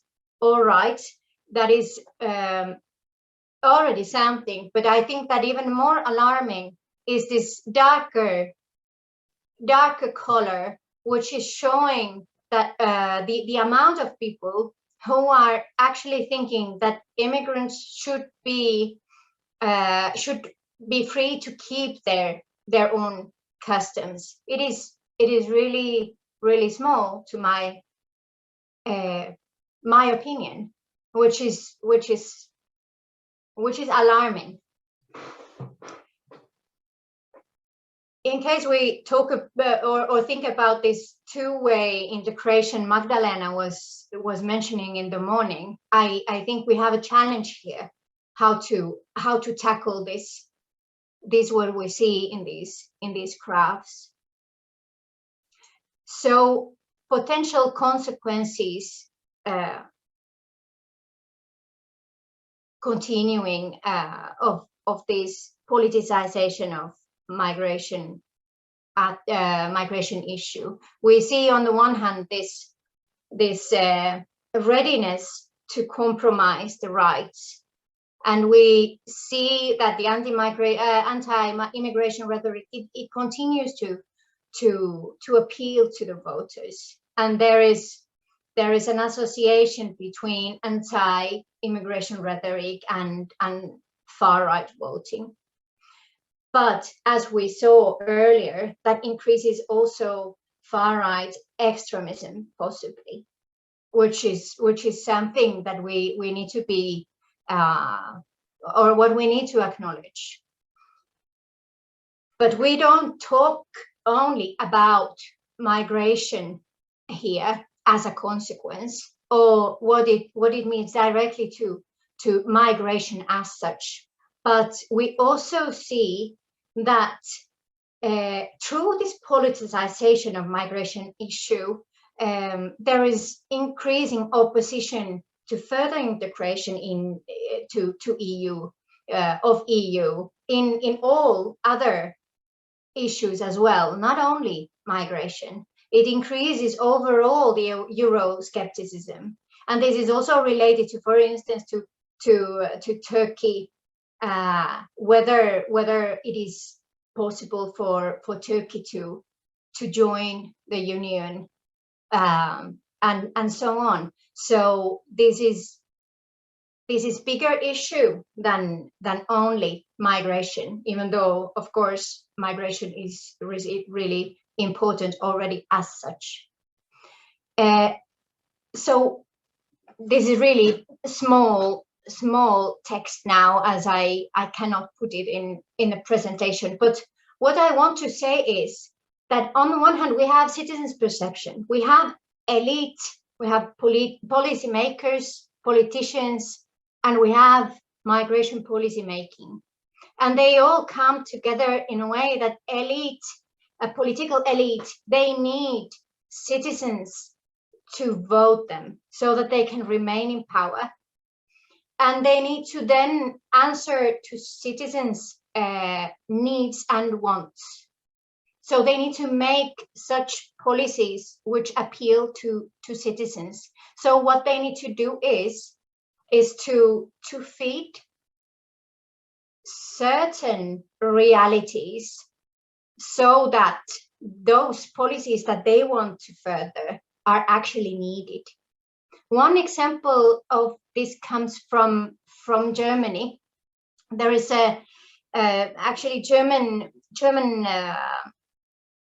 intelligence service is investigating this, but there is a man called Kubitschek who was really active in Pegida movements events, using really harsh anti-immigration rhetoric. And our interviewee in Germany interviewed this Kubitschek, and he said that he is doing meta-political work. He has trained some thousands of influencers, as he called them, to feed the discussions on the society. And he said that this is really constant work they do. They want to create a generation with similar attitudes. They want to direct people to perceive migration in a hostile way, so that when that is achieved, then certain policies are easy to get through. And this is one clear example of this, how the perceptions come together with the rhetoric, and then again with the policy making. And this potentially leads to preparedness of European citizens to compromise the values, which we just heard from Barbara, that it is essential that we follow the treaties. So unfortunately, I don't have any positive conclusion to make, except that we have good treaties and really good laws. We just need to follow them. I will stop sharing now to be able to see possible questions. I will read one by one. Do you think that the transfer of EU competencies in the area of international migration, meaning migration, asylum, border policies, and so on, from shared competencies into exclusive EU competencies is a real idea? Of course, it will require opening treaties for revision. What do you say, Barbara? I think, I guess the political scientist will be the best one to answer this question, but I think the two things might be important. The first one is the kind of common question, meaning in whose interest it would happen, such shift, such change of competences. And I don't see right now that it will happen in the interest of member states. I think they have strong interest to remain those competences for various reasons. The issue of security and the close relation that can be established is one of them, probably the one you discussed previously, meaning that there is a real political need to have such competences. It might be a completely another thing. But also then what came to my mind was the fact that if we want to share those competences, if we want to make those competences to become exclusive ones of the EU, then I think the EU will require a strong enforcement mechanism, which right now they don't have. If we look even at the proposal of this migration pact, the second one, you can see that the Commission is still looking for possible solutions for creating good environment, how to make this law be working in practice. So right now, I don't think it's possible. Another thing which was already mentioned, I don't think there is right now a good treaty amendment environment for the whole discussion. We'll see what this Future of Europe conference will come up with. I don't have big expectations, but maybe something fresh will be provided. But so far, I think that there is just no interest of the member states to give up those competences. Yeah, I agree with you, Barbara. On the one hand, probably it would be easier for EU to get the results or wanted results with the policies in case the competence lied only in the hands of the EU. But I don't see that coming, and also that would decrease the democratic legitimacy of the EU, and consequently that might be problematic because of that. We have other questions too. You said you looked into social media discourse because newspapers are expensive. Is it considered established truth that the negative news sells better, or there is a source that you refer to in paper? Can we establish the reason for negative rhetoric? I did not, or we did not see the social media. That was something that I said that it is lacking in our project, and should definitely do or be done in the future, because social media is in many ways active, and people search information in social media.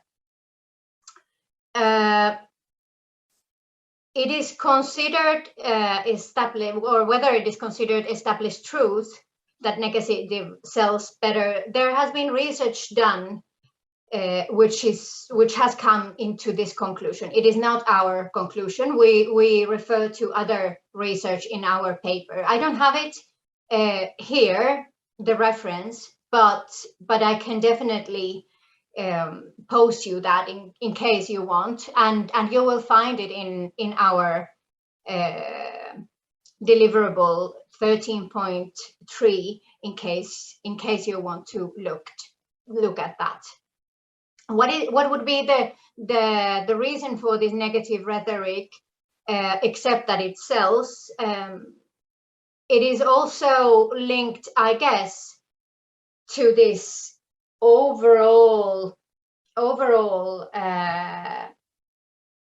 far right increase in far right political parties who are more negative to immigration as a whole. That is for sure one reason, but I have no answer to any other, what would be other reasons for this negative rhetoric. Do you have, Barbara? No. Then are those perceptions just for migrants from outside the EU? Are the renationalization of migration policy related with rejection of free movement of workers within the EU? This is one of the issues, I think, that when we talk about migration, we just put everything together, and that is also seen often in the rhetoric, and that is blurring somehow the nuances of the topic. I think that in this survey conducted by the Work Package 9, they have all immigrants in the same package, so not only from outside the EU. And these renationalization of migration policies, they for sure are at least partly related to the free movement of workers. There are studies which have shown that even the Brexit was affected by the free movement of workers. So definitely I would say that it is linked. Then one more question, or is it a comment? I believe that certain EU member states succeeded in imposing their anti-asylum agendas and that the EU is moving towards a more restrictive asylum policy. For instance, the new pact proposal. Do we agree? Barbara, do you want to start? I think there is a strong point in this statement, in the question and in the comment. I mean, right now the situation, it's already mentioned, the situation is completely unstable. On the one hand, we have open discussion about the new pact, the new whole regulation of the migration, which was more or less criticized as a kind of restricting the standards that already exist. On the other hand, we know that the law that exists is not particularly effective, which undermines legitimacy, which we already discussed. I agree with this part that EU is kind of moving to a more restrictive thinking about asylum. But still, they don't have the final answer, I think, to the questions which are pending at the moment.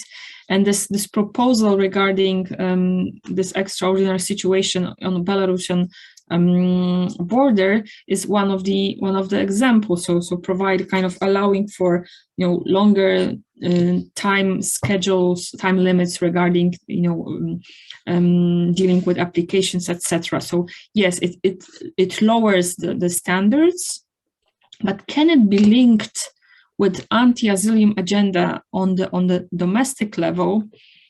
It might be kind of, as you mentioned in your analysis in this paper, which we discussed, that kind of rhetoric affects the policy making, and then it can affect the policy making of the European Commission. So it can go up from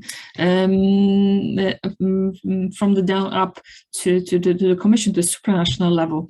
But I'm not able to tell that there is a strong link between this change. I think one of the things which Commission is taking into account is this kind of steps taken, for instance, by Hungary with their criticism about the whole idea of asylum policy. I don't know to what extent the Commission is trying, to treat it seriously when it comes to shaping the new policy. But on the other hand, they know that they need votes in the Council to adopt such regulations. So maybe it's just taken into account. But I'm not really sure whether there's a strong link between the domestic level and the agenda and the proposals at the EU level. Yeah, I agree with what Barbara said. What we have seen is that at the same time, those representative national or member state representative in the EU level, they are somehow in the dilemma that at the same time they need to react in a responsible manner in the EU level, but at the same time they need to somehow reply to their constituency in the local level or in the national level. So they are serving two sides, and what will happen, I don't know, and I'm not sure about the link, but for sure we have seen a tendency to more strict policies.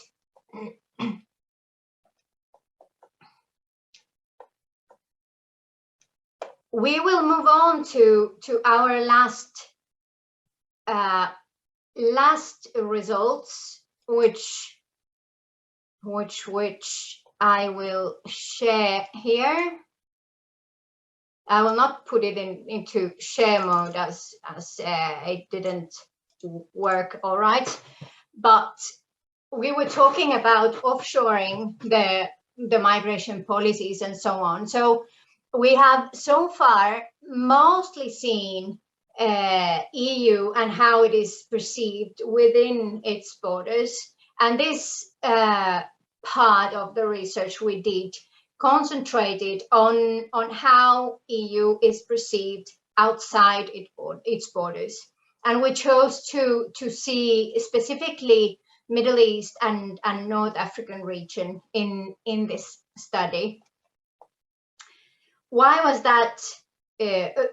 Overall, to see the outside of the EU case was that, as I mentioned earlier, EU citizens want that EU is a legitimate global actor, and whether it is so, we didn't know. So we needed to have a quick look on that. This is not comprehensive by no means. But maybe functions as a start to find out. Why we found this relevant is that in case EU wants to further its policies, it needs to be seen as legitimate.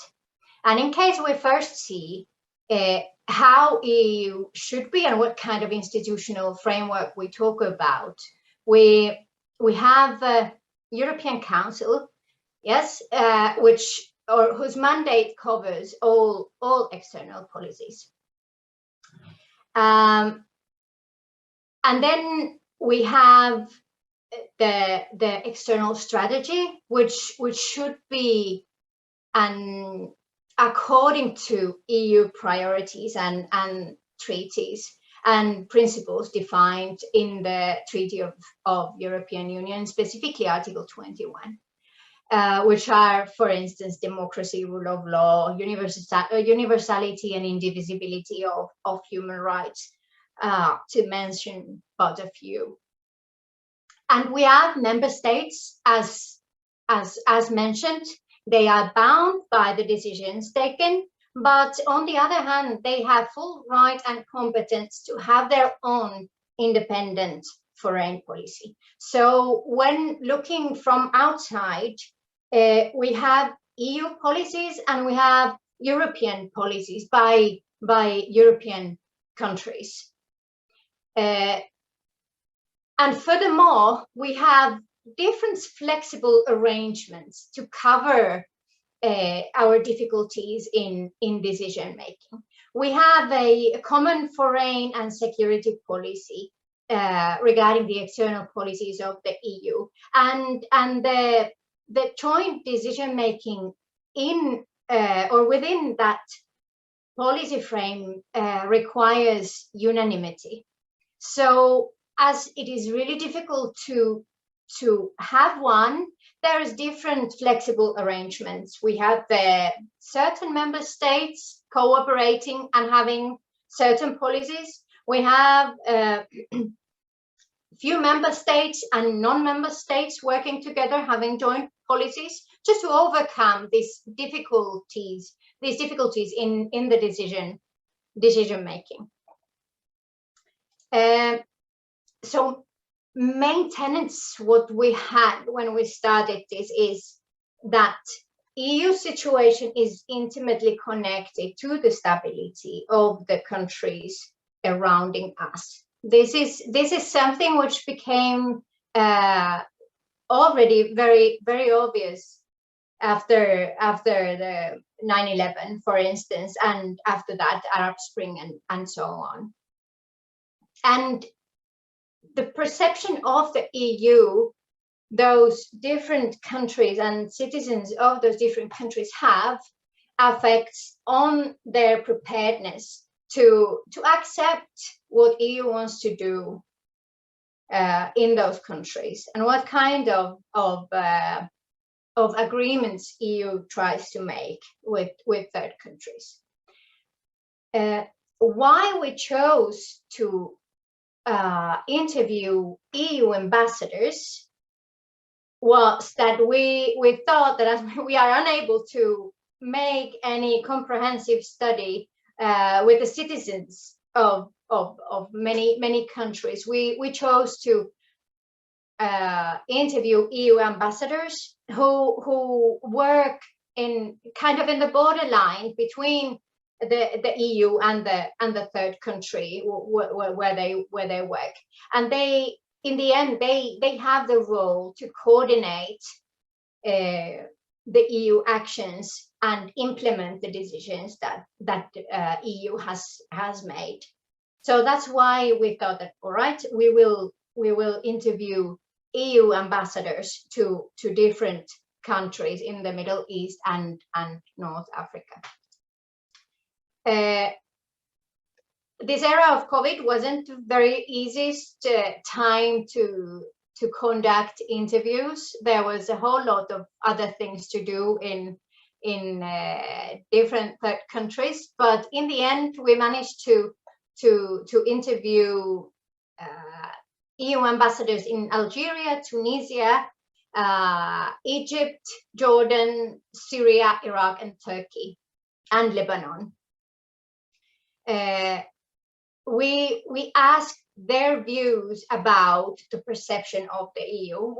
We divided the talk to cover decision makers and also the so-called normal citizens, as there is differences in, at least in the knowledge level, how much people know about the EU and different policies and what the EU actually tries to do in respective countries. So we asked how they see the image of the EU in their countries. Whether EU is seen as a legitimate and reliable partner, whether there is something eating up the legitimacy and trust in the EU, and what could probably improve the image that EU has. So this is what we did.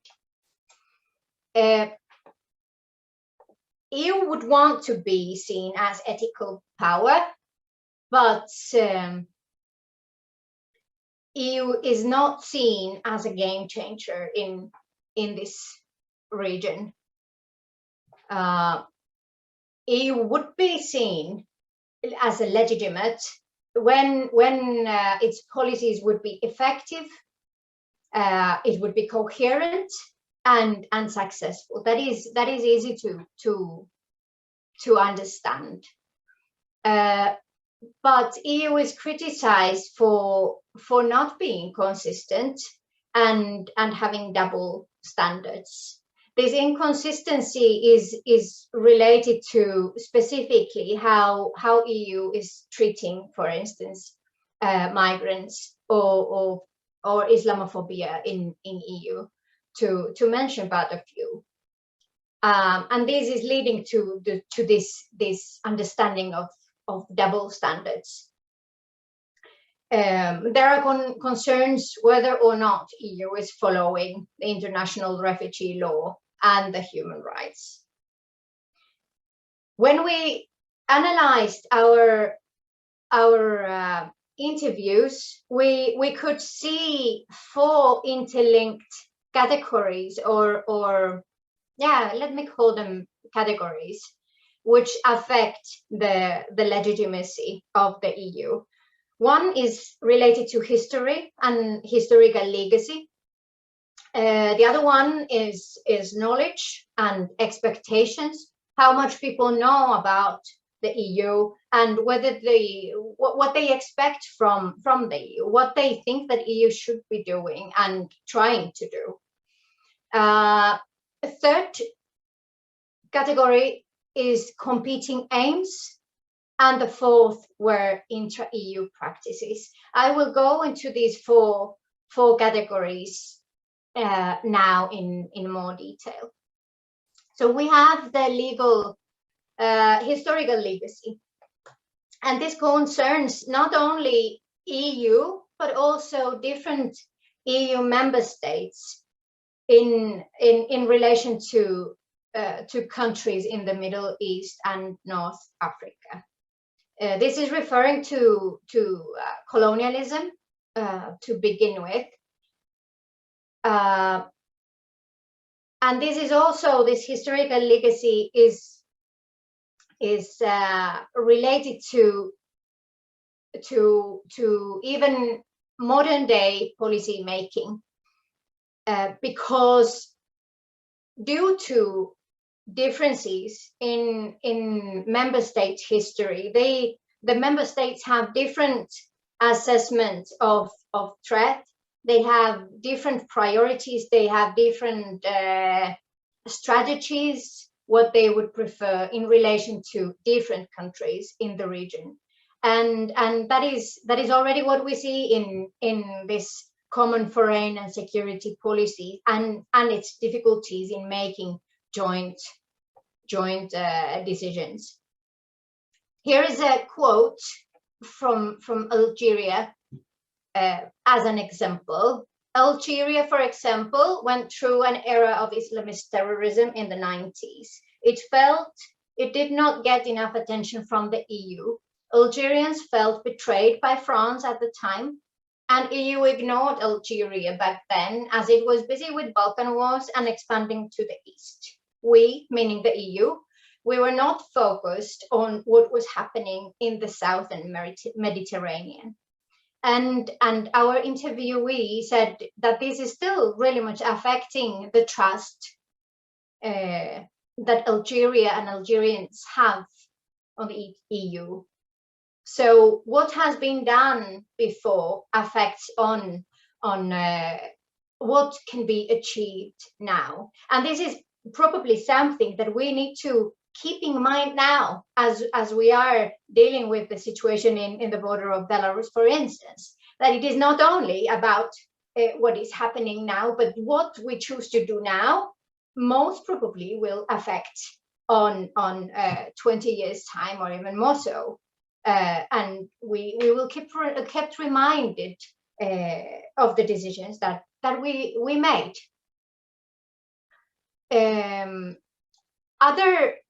Other category was the knowledge and expectations about the union and expectations towards it, because what people expect from us, what they think that we are trying to do in a respective country, that affects whether they think that we are walking the talk.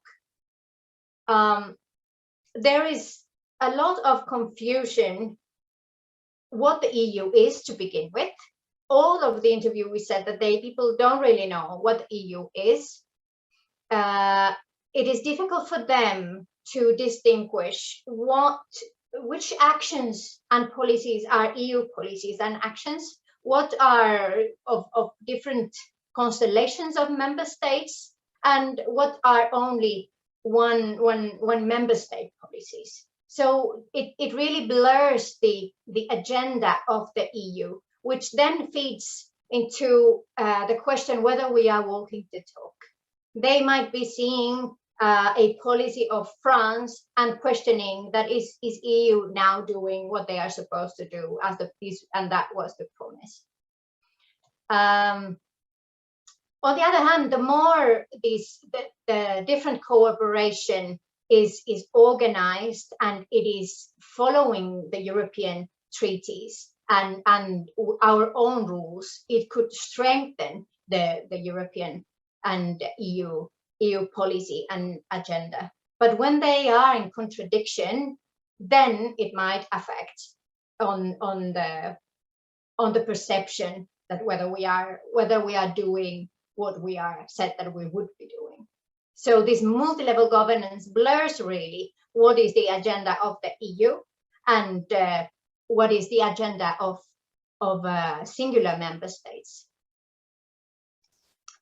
Here are again quotes from our interviews.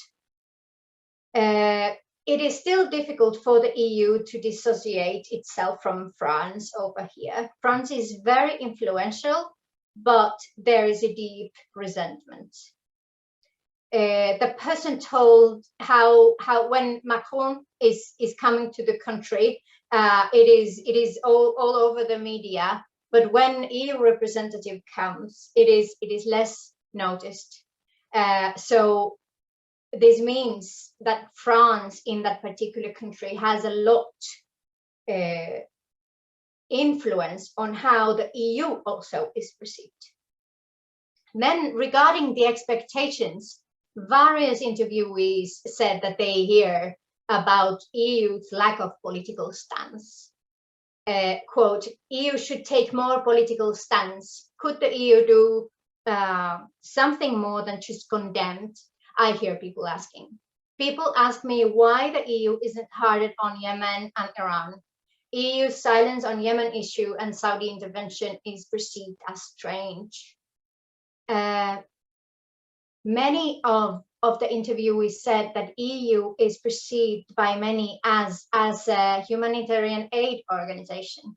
They are asking what is the difference between EU and UN, and several interviewers said that EU was perceived to be behind the back of the United States in its policies.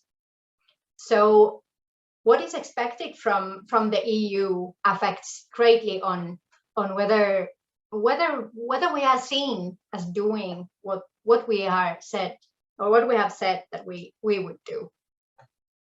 Well, we have competing aims category, and this is referring to the difficulty defining common grounds within the EU, and also criticism towards the priorities of the EU. It has been noted that occasionally EU aims and values are in contradiction, or they are pulling to different directions. And one example of this is the promoting democracy, for instance, than or stabilizing country. This is one. Specifically after the securitization of migration policies, there was a shift towards the stability rather than promoting democracy in the third countries. Again, some quotes to illustrate. What is not gotten from the EU, people ask from the member states. Policymakers and actors do know from where to ask different things. This is related to what I said earlier about both competing aim and also different blurring agendas. When EU is probably slow, or something is in contradiction with the values of the EU, certain countries go, or policymakers in certain countries go directly to representatives of the member states, which is sometimes seen as a faster way to cooperate. EU is accused for putting democratization aside in front of stabilization. As I said, this was widely mentioned, this aspect. It is criticized that EU is discussing with the governments in the countries which are violating the rights of the citizens of respective countries. Hypocrisy is felt in the EU human rights field. We, meaning the EU, criticize but sit and do business with those in power. We don't actually walk to talk. I mean, how far do we stand with what we say? This all is affecting negatively the legitimacy of the EU. Last but not least, we have intra-EU practices that we have mostly been talking about today. EU's internal policies are concerning or creating concerns that we use double standards. I mentioned earlier this Islamophobia, for instance, or the inequality of women and the backsliding of rule of law and principles within the EU as a whole, what Jan mentioned already in the beginning of today's session. So all these undermine the legitimacy of the EU as a promoter of those very things as human rights or the rule of law. Examples of this: there are human rights violations inside the EU too. People think that we in the EU should shut up. European Islamophobia, such as restrictions posed by France, are highly criticized and appear as if we had double standards. End of the quote. And another quote: EU is seen as arrogantly selling itself as a moral high ground while treating migrants in such a negative way. This is something which came obvious already through the past presentation. It was somehow just underlining what we already said and underlining the importance of following EU's own rules. So to conclude this research, we want to say that when we put these norms and norms of democratic governance and rule of law into question, EU's legitimacy as promoter of them is weakened. But EU sits in the dilemma. It is trying to, and it is probably also managing to ignore the unwanted consequences of the migration policies in order to increase the internal legitimacy within the Union, going with the flow of this secularized migration debate. However, EU should remain united and not allow this rule of law backsliding Jan was mentioning also. Because in case EU is not following its own rules, it runs a risk of losing the legitimacy outside of its borders. And in this case, in this very region in which EU needs the cooperation in migration issues. This was all from our research. I will stop sharing so that I can see in case there would be any question.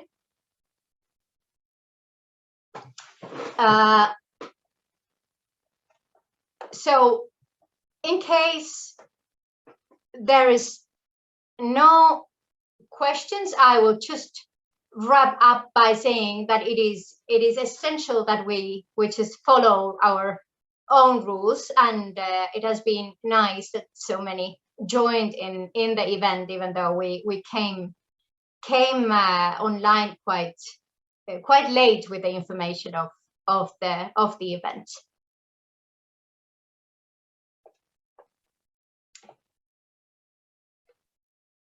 Thank you very much.